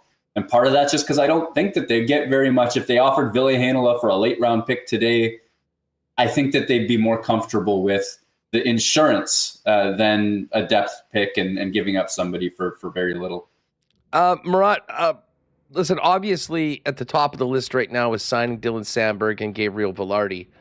Beyond that, in your opinion, is there much more to do for Kevin Cheveldayoff before a training camp, or is this basically the group that we're going to see? And as you mentioned, that herd will figure itself out over the course of a few weeks of training camp and a brief preseason.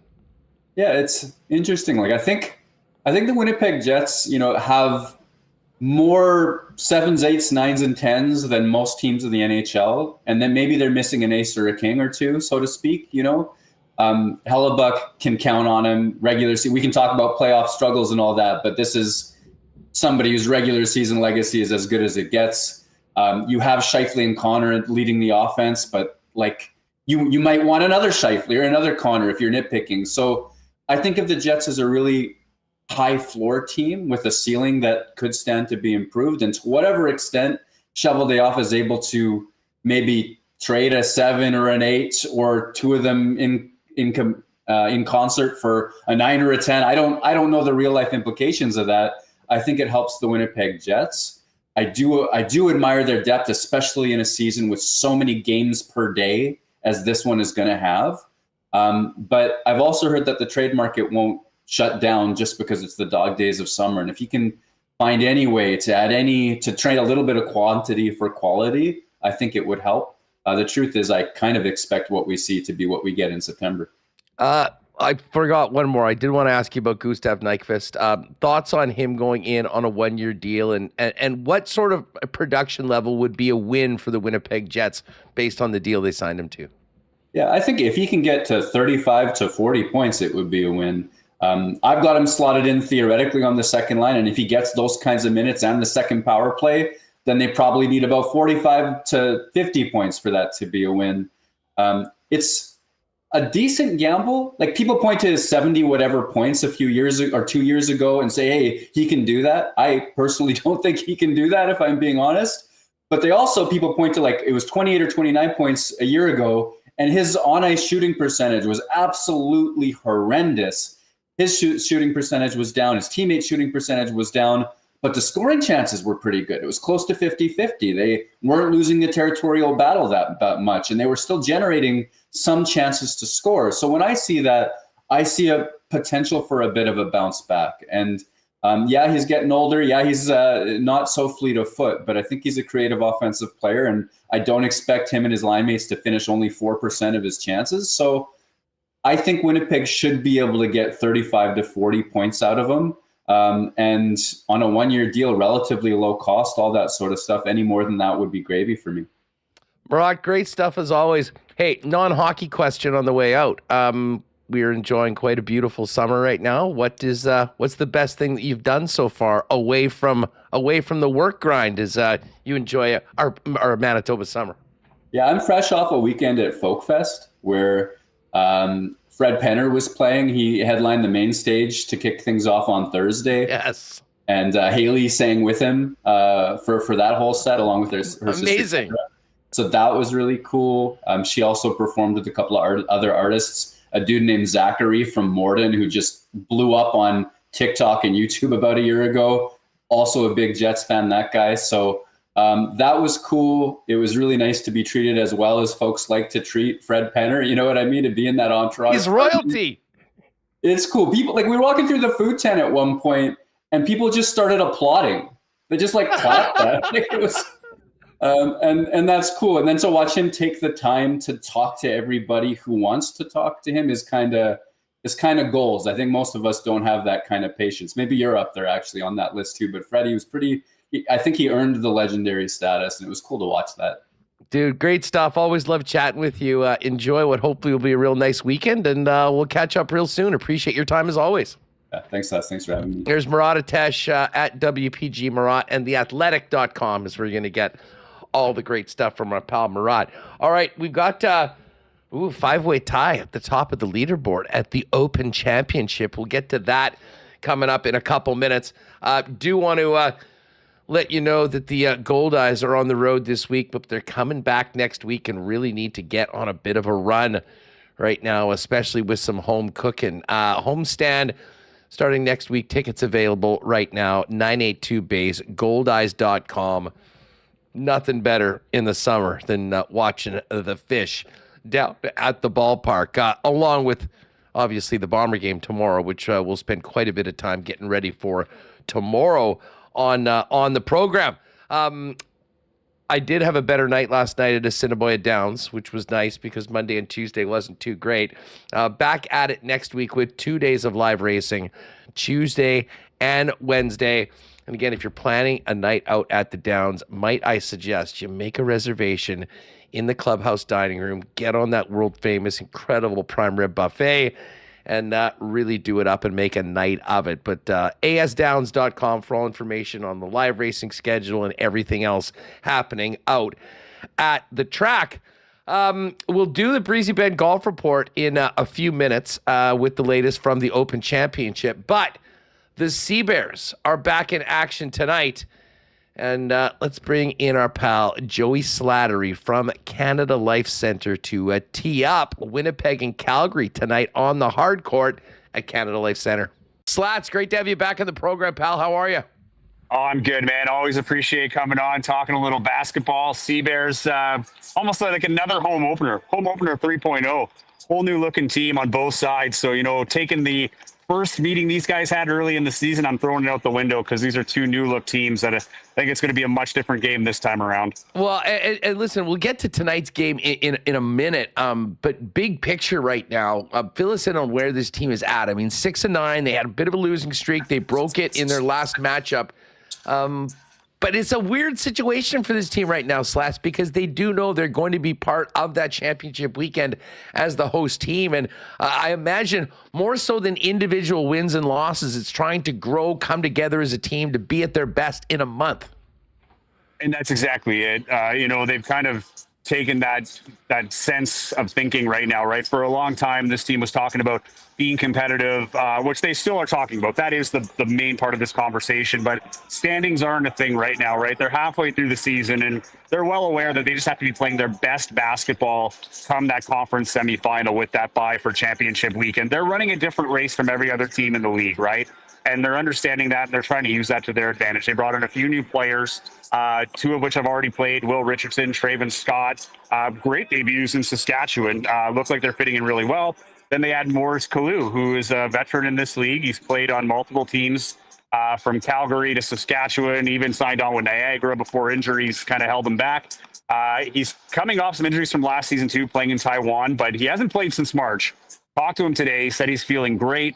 He's been prepping for this moment. He knew it was something that might be coming to fruition, and he's going to be a huge boost off the bench. And to me, that speaks a lot to the belief in this team, regardless of what the record might say. If you have a guy like Mo Kalou coming in, willing to take a bench spot and embrace that spot, there's got to be a sense of belief there. And a lot of these guys have played together. It's so weird because, like, Kalou has played with Richardson in high school and at Oregon, and he's had time playing with Trayvon Scott as well. He's played with Simi Chateau. So all of these guys have been connected. So in this weird way, even with Jalen Harris through Saskatchewan, played with a few of these guys, there's some chemistry already kind of embedded. Mike Taylor says this is a team that's embraced the team aspect. He's given a lot of credit to Jalen Harris for how he's carried himself with this team and talking about team first. Particularly with his background being the NBA guy, the Raptors draft pick, sounds like he's really trying to set up the team aspect and take away that star mentality and not put that on himself. But there's an energy with this team, Huss, right now. Doesn't seem like a team that's, fourth in the conference right now at 6-9. This is a team that kind of feels hope. There's been a rejuvenation with some new players. Tevian is gone. Tevian Jones has moved on. He's no longer with the team with Saskatchewan. So, he was a guy that kind of could leg up the offense sometime looking for his own shot. So this is a new look team. Looking forward to seeing how they come together tonight and what they're going to look like in their first look for the home crowd. How, you deal with Coach Taylor quite often. It was pretty clear at the beginning of the season that they did want to be competitive. You mentioned that the goalposts have sort of moved right now, but I guess his work has been almost more as a GM lately than a head coach right now, because you're just trying to get the right pieces and then move forward into August towards the championship weekend. And that's what he said, right? So right now, you're allowed to have 4 Americans. Technically, you can have 5, but you can only have 4 on the active roster. So having that 5th American is a waste of time for everybody. Right now, with Jalen Williams and Terry Roberts off at Summer League, they have an open spot. But Mike Taylor said they're not looking for anybody. I know there was the whole thing, will Teddy Allen come by, right? And will that reunion happen? Well, neither party was against it, but it's, I think it's a gamble for both sides, right? So for anybody that has their hopes up, it's a never say never. Mike Taylor said if the right situation comes up, he'll sign the import. He just needs the best players right now, right? And you'll cross that bridge when you get there if you have to cut an American guy. But they also have an open Canadian spot, and I think that's where he's focusing his attention. This team could use a guard that can shoot the 3 consistently and be that 3-point threat. They need someone who can play strong defense around the perimeter. So, I think there's a more of an emphasis on finding that Canadian player than filling that import spot at this point in time. But you're right. This is, this is a guy that wants to put the best pieces in place. If Teddy Allen were that guy, if they would give it a look, and same with Teddy, but it's a gamble for both of them, right? Because Teddy's style of play kind of goes against what they're trying to build here. And, would Teddy be willing to come and play off the bench, right? So I'm not going to say it's a non-starter, but I know there's some people that have asking me about it. And I would just say, don't get your hopes up on the Teddy Allen reunion. This is something they're focusing on the Canadians right now and finding that best team that they can put together by July 25th. So next week, by next home game, the roster that you see will be the final roster that will be sported for the rest of the season. That's the deadline for any changes. But we'll see what they're like tonight. But again, Terry Roberts and Jalen Williams are expected to come back. So what we see tonight still might not be the final product of what we're going to see, come the 25th when Edmonton's in town. I heard people talking about a potential Teddy Allen return, and I'll tell you what, that was not on the bingo card for 2025 Sea Bears, especially when you consider the way that things sort of blew up last year with this team. I threw my bingo card away when Mason Birthday was released. This is the bingo cards. I don't think I'm taking any more Seabears bingo cards moving forward because they tried to stay with the having the continuity with the team this year, but at the end of the day, changes have to happen regardless, right? Whether it's personnel reasons or professional opportunity reasons. So you have to be fluent in this league, and they've done that for sure. But yeah, the Teddy Allen thing, that was Taylor Allen, Teddy's cousin, so we think, long lost cousin Taylor Allen, asked the question at a media conference, and it got people talking. But yeah, like the camps have been in touch. I've talked to both sides, and it was something that they're willing to think about. Teddy Allen apparently would be open to it, but he doesn't know, right? And that was the thing. There was no decision to be made, but it has been out there. I don't think it's going to happen, but I've been wrong before, Huss. So I guess we'll have to wait and see. We have a week until this craziness totally stops on the 25th. Seabears 6-9 through 15 games, hosting Calgary tonight, who's 11-5. Kind of ironic that the records are what they are when the Seabears are the ones that are comfortable knowing that they're going to be in the championship weekend, and the Surge right now really needing to solidify their spot and then potentially have to beat the Edmonton Stingers in a playoff game to get to the opportunity to play Vancouver. Yeah, and I think, we've all kind of written Vancouver as the team that's going to finish top of this conference for sure. Calgary's an interesting story, though. Like, Jameer Nelson Jr. was a big guy that they had to start, and he went off the summer league. So when he comes back, I imagine that'll bring some stability because he's had some great chemistry, especially with Greg Brown, who's just an absolute monster. I mean, just look at this guy's highlights. The first game they had here was a dunk contest between the two teams. This guy's an NBA caliber guy, but they're coming off a win against Saskatchewan as well. Both teams are coming off wins is an important thing, but they were against Saskatchewan, a team that's been out of the conversation relatively early in this season. So this is a big test for both of them, right? This is a test where Winnipeg feels like they can get back on track. They're trying to build that momentum in a championship weekend. For Calgary, it's a totally different scenario. They're just trying to keep separation with Edmonton, who's been building up. Edmonton, to me, is the team that, to keep an eye on because they've been building up from the season. They've been on a constant upward trajectory. Vancouver's kind of set in its ways, but it's going to come down to Calgary and Edmonton. And as it is in football or in hockey, Huss, the Battle of Alberta is always interesting. So this is a team that doesn't want it to be interesting. So there's a big opportunity here to take advantage of a Seabears team with guys still getting familiar with the team to maybe steal a win. I shouldn't say steal a win, to get a win. I think it would be a steal for the Seabears here. But again, looking at that first game, Calgary handily beat Winnipeg, but this is a whole new team, right? And Tevian Jones is gone. He was the guy that was the focal point of the offense back then. It's a whole new team. Simi Chateau is going up against the Surge for the first time since he played for them. So it'll be a fun game. And I'm looking forward to that one, too, to see how Simi Chateau is. He going to have a big game going back at his old team? 7 o'clock tonight, Canada Life Center. It is the Seabears and the Surge. Winnipeg looks to get back in the win column with some positive momentum as they will be hosting the championship weekend later on in August. Slats, always great having you on the show. For Seabears fans who want more, fill us in on what you are cooking up over at Target Score Weekly. Yeah, you can always follow the pod on Instagram at Target Score Pod or WPG, at Target Score Pod on YouTube. New episodes coming out weekly. We had a little bit of a hiatus there, but we're back on track. And you can follow me on Instagram as well. My game day reports and hoops reports at Joey Slattery TV on Instagram, also on Facebook too. And I'll have the call tonight on CJOB, pregame starting at 6:30. Good stuff, buddy. Thanks so much for doing this. Anytime, buddy. Always available. Love coming on. Talk to you soon.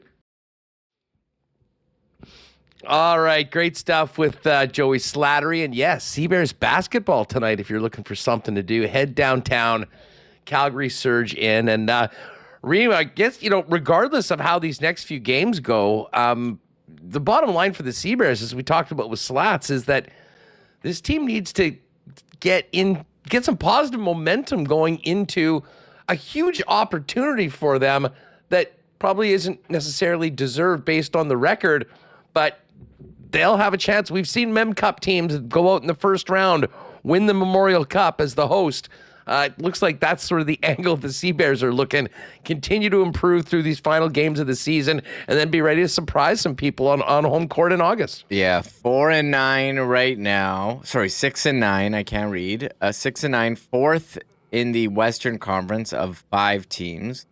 Not the season they envisioned, but they are guaranteed a spot in the championship weekend that will be here. So good opportunity ahead. A lot of shuffling of the roster. I think we're seeing that first year they had was a complete outlier where they had pretty much the same team the entire season. And you've seen a lot this year, guys jumping to, Summer League, G League, like other I've had teams. a hard time keeping track of the roster throughout the year. It's very hard, and I think some fans see it a bit of a concern. You fall in love with a player on your team, and the next week, they're not here, or you have guys showing up late because they're playing in Europe in the playoffs, or they're leaving early because they have to go to national team, or again play in Europe. So I think that's just something that's going to be with the league going forward, and the Seabears certainly having a tougher season than they thought they would, but hey, they still got that spot in championship weekend, and fans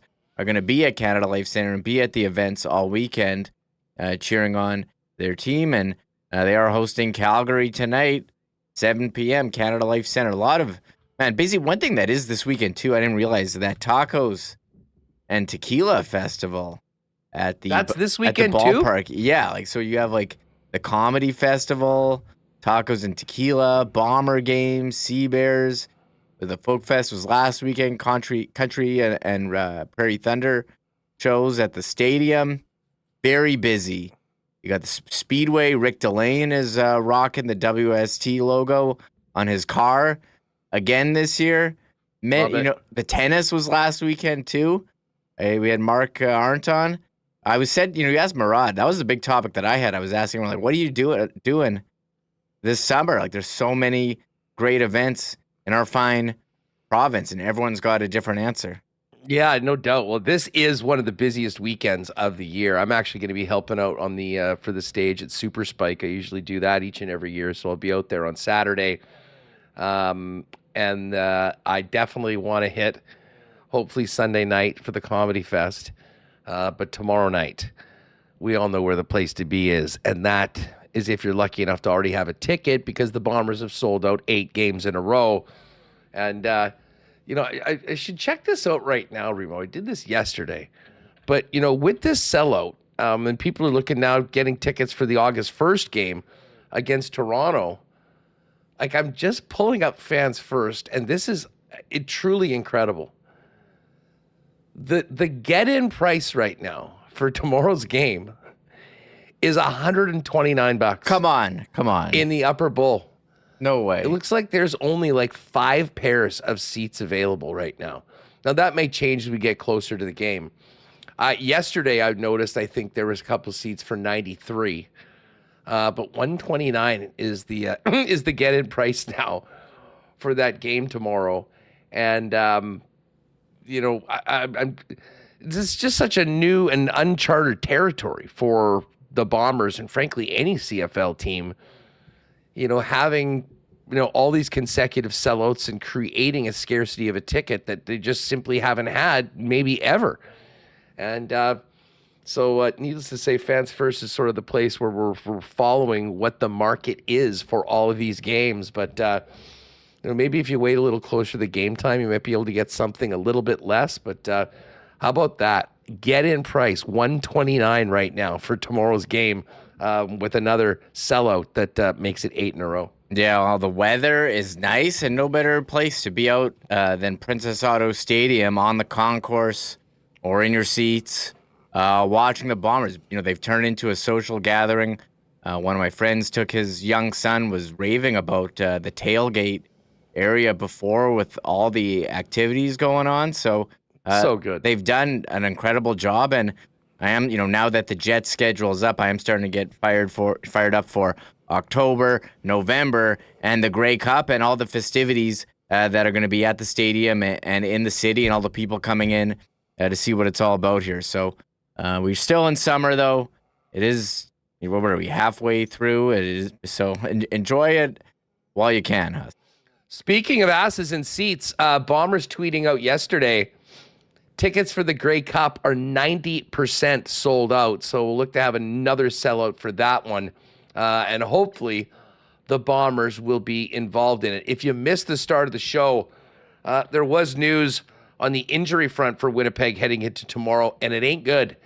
Stanley Bryant will miss tomorrow's game. He's going on to the 1-game injured list. And Dalton Schoen will also miss tomorrow, and he's going on the 6-game right now. So no real information beyond Dalton Schoen out likely multiple games, including tomorrow. But, man, the loss of Stanley Bryant is going to mean everyone on that O-line is going to have to step up in a big, big way. Because I do think the path to victory for the Bombers is going to be ball control, a lot of Brady Oliveira, winning the time of possession, playing good defense. And that's kind of why I think this might be a lower scoring game than some of the ones that we've seen in the past at the game. We'll be all over it tomorrow on the show. Looking forward to having Jeff Hamilton join us, Brandon Rewicki, and a special guest visit from Laws. That would be Gary Lawless to you. Gary's going to be jumping on the program tomorrow, and I think he's going to be in attendance at the game on Friday as well. All right, let's do our Breezy Bend Golf Report and check out what's going on at the Open Championship. Do want to mention ManitobaOpen.com for sponsorship opportunities, availability and information, or booking spots in the Pro-Am tournament. And they are still looking for a few more volunteers. So if you want to get involved in what should be the biggest golf event of the year here in Manitoba at Breezy Bend, go to ManitobaOpen.com for more of that. Some of the picks are actually looking pretty good.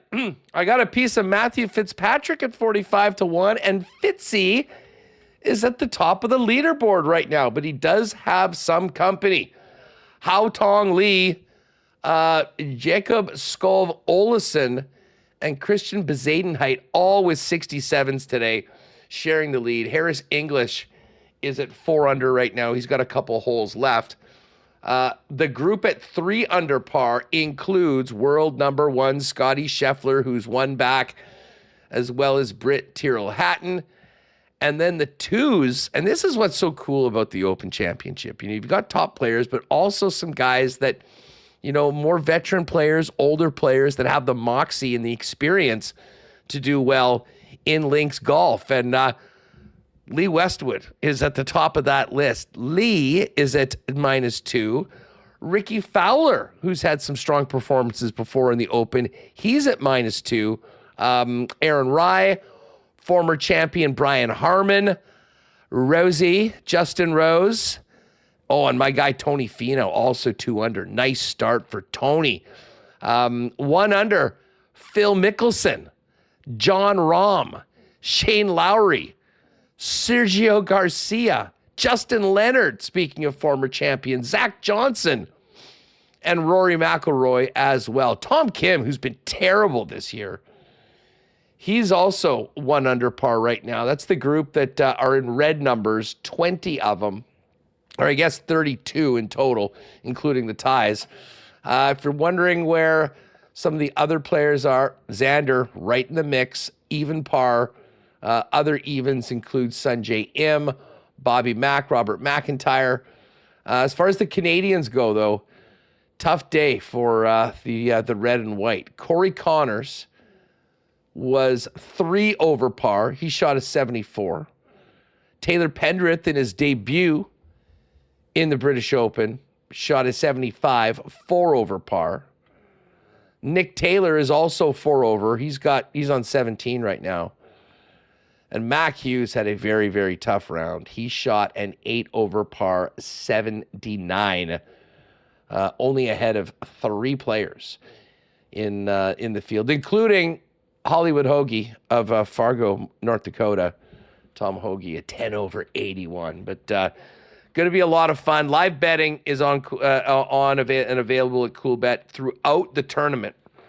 So if you missed out getting in on some open bets, you can certainly do that over at Coolbet. And don't forget, even if you didn't do anything pre-tourney, you can use that 30% boost on any bet of your choice, but you've only got one, so make sure you use it wisely. Speaking of Coolbet, let's get over and do our Coolbet lines. CFL Week 7. Okay, this is making a little bit more sense now. Earlier today, Remo, the line had actually moved to 10.5 in this Montreal-Toronto game.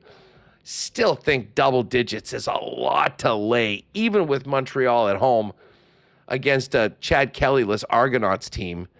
But I am surprised this number is as big as it was. I was kind of surprised it was 8.5 to open. I thought this would be more like a touchdown, maybe 7.5. But seems like bettors are certainly keen on the Alouettes' chance to boat race the boatmen, if you will, tonight at Molson Stadium. Yeah, Davis Alexander back, Austin Mack back, and we're seeing big wins tonight, Huss. And I do wonder if that'll affect the over-under. We saw that game. It was like pretty much in the snow. Was it Ottawa, Calgary? Was that the one? Yeah. Wild stuff early on in the season. It is July, so I don't think we're going to have quite that. But I think something to watch as you get closer to game time. And yeah, the Bombers line hasn't really moved to -3.5 for the Bombers. I think it's going to be a real close one here. And Nathan Rourke at home, and this Ottawa. That's the line that's moved like crazy. Like, that game opened at 2.5 for Saskatchewan. Really? It's now 2.5 for BC. Like, it's at a full 5-point line movement. I've even seen threes out there. To me, that game should be a pick'em. I thought it was too much on Saskatchewan to start off, and I think it's too much on BC right now. Yeah, I know. I'd like to see BC, beat up on someone that isn't Edmonton, because Nathan Rourke had the two big games this year. So this is going to be a big test for them against Saskatchewan that wants to bounce back. That wasn't good enough against Calgary. And Ottawa, they're desperate for a win. They're really good at home last year. Bo Levi put up some numbers last week against them. Can they slow them down? That's the highest total of the week, the Sunday night game. I'm kind of into the one game a day. I do really miss the late night BC doubleheader. The Saturday night game. Give it Friday or give me one of them. Friday, Saturday night. I loved being up late on a Saturday watching CFL, BC or Edmonton. You were so bummed they didn't start that game at midnight last Friday. Oh, I told you, I was like sitting at home, be like, man, are they going to start this game at 12:15 Central, 11:15? They're please. Like, I would have been up watching. It would have been historic. But instead, they postponed it. I think ultimately they made the right call in postponing that, but maybe they could have came to that decision a bit quicker. But glad that they got it in, because some of us had fantasy lineups and I didn't want it to be voided.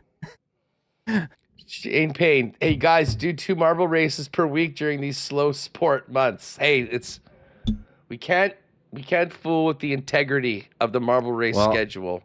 Although I do want to bring back, I said we were going to do this last year and we didn't. And maybe we'll do this in and around Christmas again like we did last year. But the Marbles Tournament of Champions. Yeah. With the daily race for 10 days and then a big prize. It was so cool when we did that, those pair of bomber tickets from the gang over at Consolidated Supply. So we'll try and do that at some point. But no marble race today. We will have one tomorrow. Tomorrow's show should actually be a lot of fun. As I mentioned, Gary's coming on. We'll get ready for this game tomorrow with Jeff Hamilton, Brandon Rowicki, of course, marble race, and much, much more. Just back to Coolbet for a minute. As I mentioned, BC is now 2.5-point favorites against Saskatchewan. If you got BC earlier in the week at plus money, you're sitting pretty right now. And then Hamilton's a 1.5-point favorite in Ottawa. Ottawa plus 1.5 and plus 106 on the money line to get their second win of the season.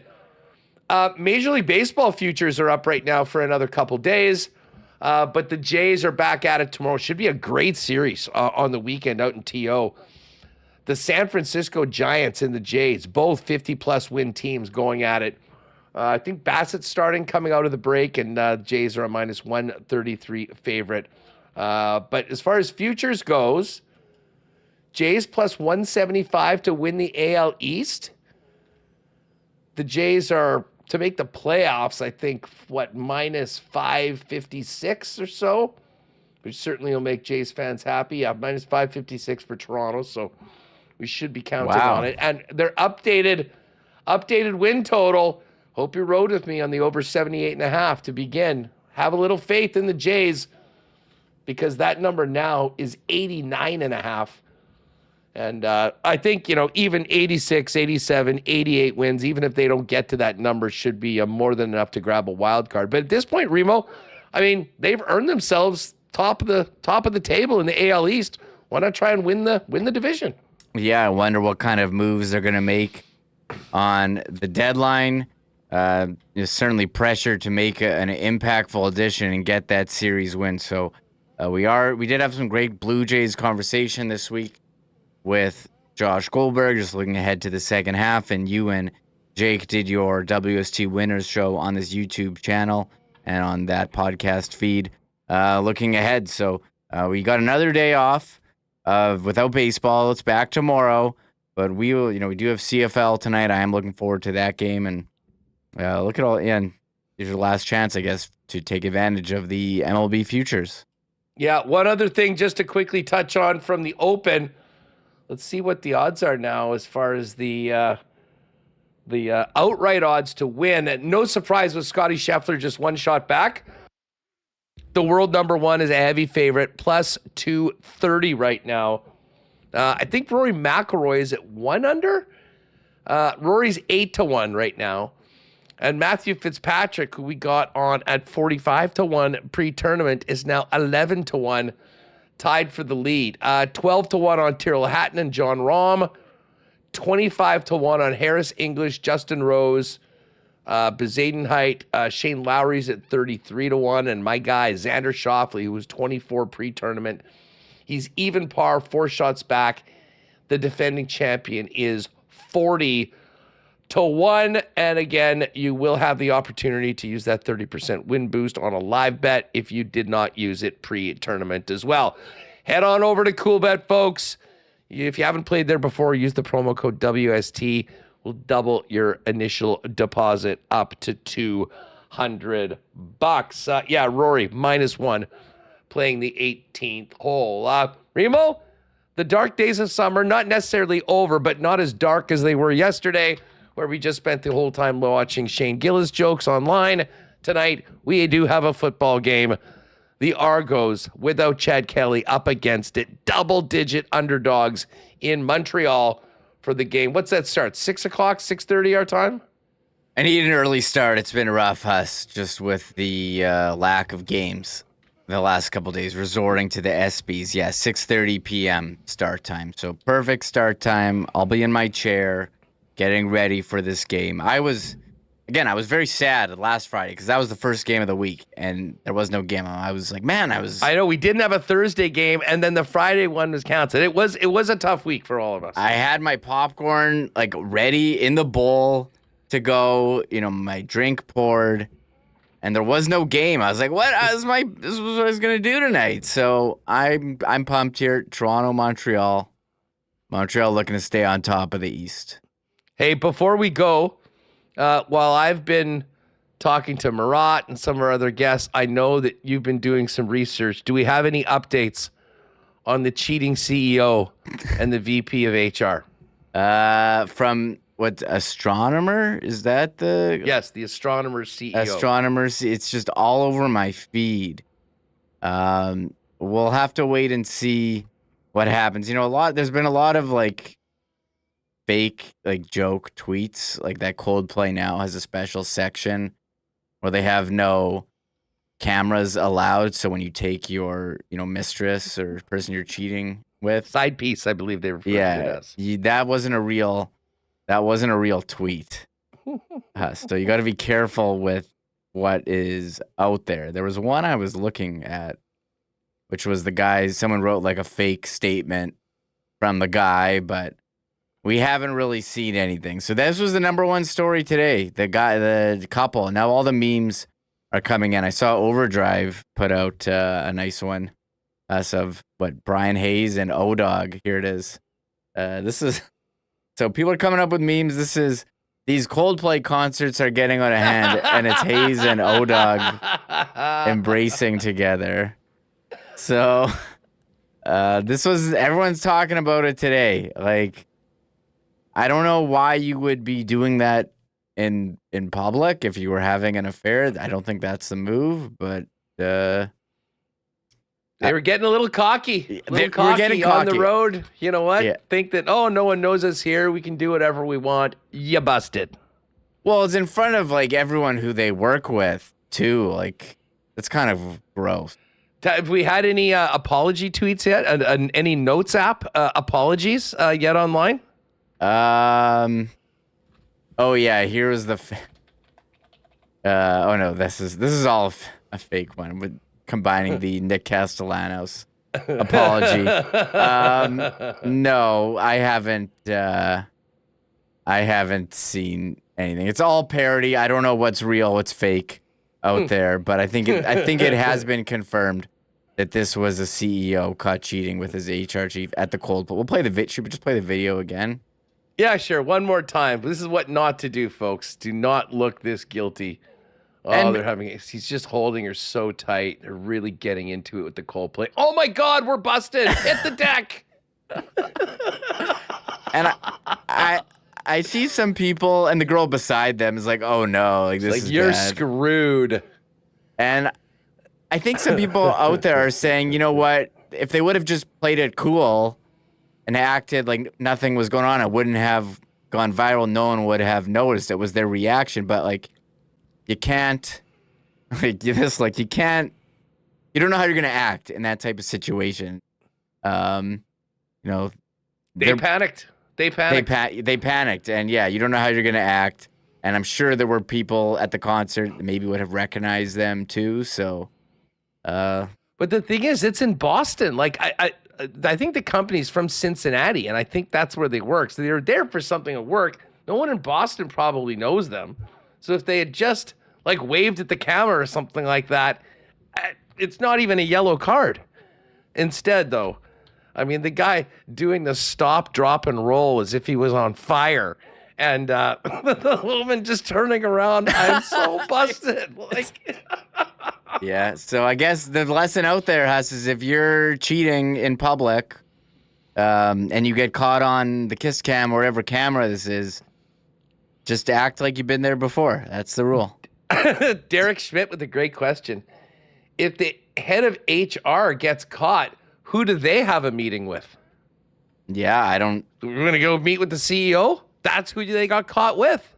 It's a very messy story. I'm now more interested in the astronomy company? Astronomer. And yeah, this is the other popular sentiment. The board should give this guy a raise or give them both a raise. Without this viral moment, we would never know that Astronomer is used by enterprise clients to manage Apache airflow and achieve 70% higher uptime than self-managed airflow, whatever that means. Founder-led content marketing. Yes. It's actually pretty genius. So we're seeing a lot of memes out there that maybe this was a fake thing and it was all planned. No, definitely not. Definitely not. And listen, hopefully for his sake, the company does get a big boost and he makes some money off this, because that might be the most expensive concert that guy's ever attended, because it might end up getting him clipped for half of his net worth once the lawyers get involved and his current wife deals with him. Yeah, the rumor right now is that the wife removed the guy's last name from her Facebook profile. Oh, like this got 10 million views on X. Like, this is how big this thing has gotten. It's kind of crazy how the internet stuff like this spreads like wildfire. Well, and listen, of all the days for it to happen, I mean, I know like we're basically a very sports focused probably feed and algorithm, but there's nothing else happening. So the minute that thing popped, everyone's talking about it. It's getting shared. And unfortunately for Mr. Byron, you are the star of the internet today, the place that nobody wants to be. No, yeah, you don't want to be. And I just can't get away from like I keep scrolling and it just keeps coming up over and over again. So pretty wild at Coldplay. Honor was just at Coldplay in Toronto. I don't know if anything like this happened then. If they do like the kiss cam was like Motley Crue used to have a camera on the audience every show. I guess Coldplay does something like that too. Yeah, it was a flash cam. What did they call the I believe there was a there was a something cam at the Motley Crue shows. I'm not sure whether you can still do that in 2025, but on previous tours, let me just say that Tommy Lee was really encouraging a lot of audience participation amongst at least half of the demographic at the shows. Yeah, I don't think that was happening at Coldplay, but I guess they do a part where they show the audience, and they found this loving couple, and they hit the deck when they got spotted. Fun stuff today, gang. Enjoy the Argos Alouettes game tonight. Jay's back in action tomorrow. Seabears tonight. And big game tomorrow, Princess Auto Stadium. We'll be all over it. Jeff Hamilton will join us. I'm very much looking forward to Gary joining us. I know Hockey Mom said I like Gary, but I can't stand the Vegas propaganda. Don't worry. We won't be spending much time talking hockey with Gary. We have to talk Bombers and Stamps. And I have been getting reports from last weekend, which we will ask Gary about on the show, that he was seen over the course of the weekend in an entourage of a very famous celebrity. And I'll be asking him about that tomorrow and trying to get to the bottom of it. So do not miss the show tomorrow, 1 p.m. We'll talk some Jets and more with Brandon Rewicki. Get ready for Bombers Stamps tomorrow night with Hammer. Lawless, of course, we'll do marbles and get you set for the weekend. All right, gang, that's going to do it for us. Thanks so much for hanging out. Thanks to all of our sponsors. Congratulations again to Troy Westwood. He's headed to the Manitoba Sports Hall of Fame. Appreciate him jumping on. Murat, Pat Steinberg, Joey Slattery, and all of you for hanging out today. For Michael Remis, I'm Andrew Paterson. We'll see you tomorrow on Friday's edition of WST. Have a great night. Oh, my God! Oh! Shut it down!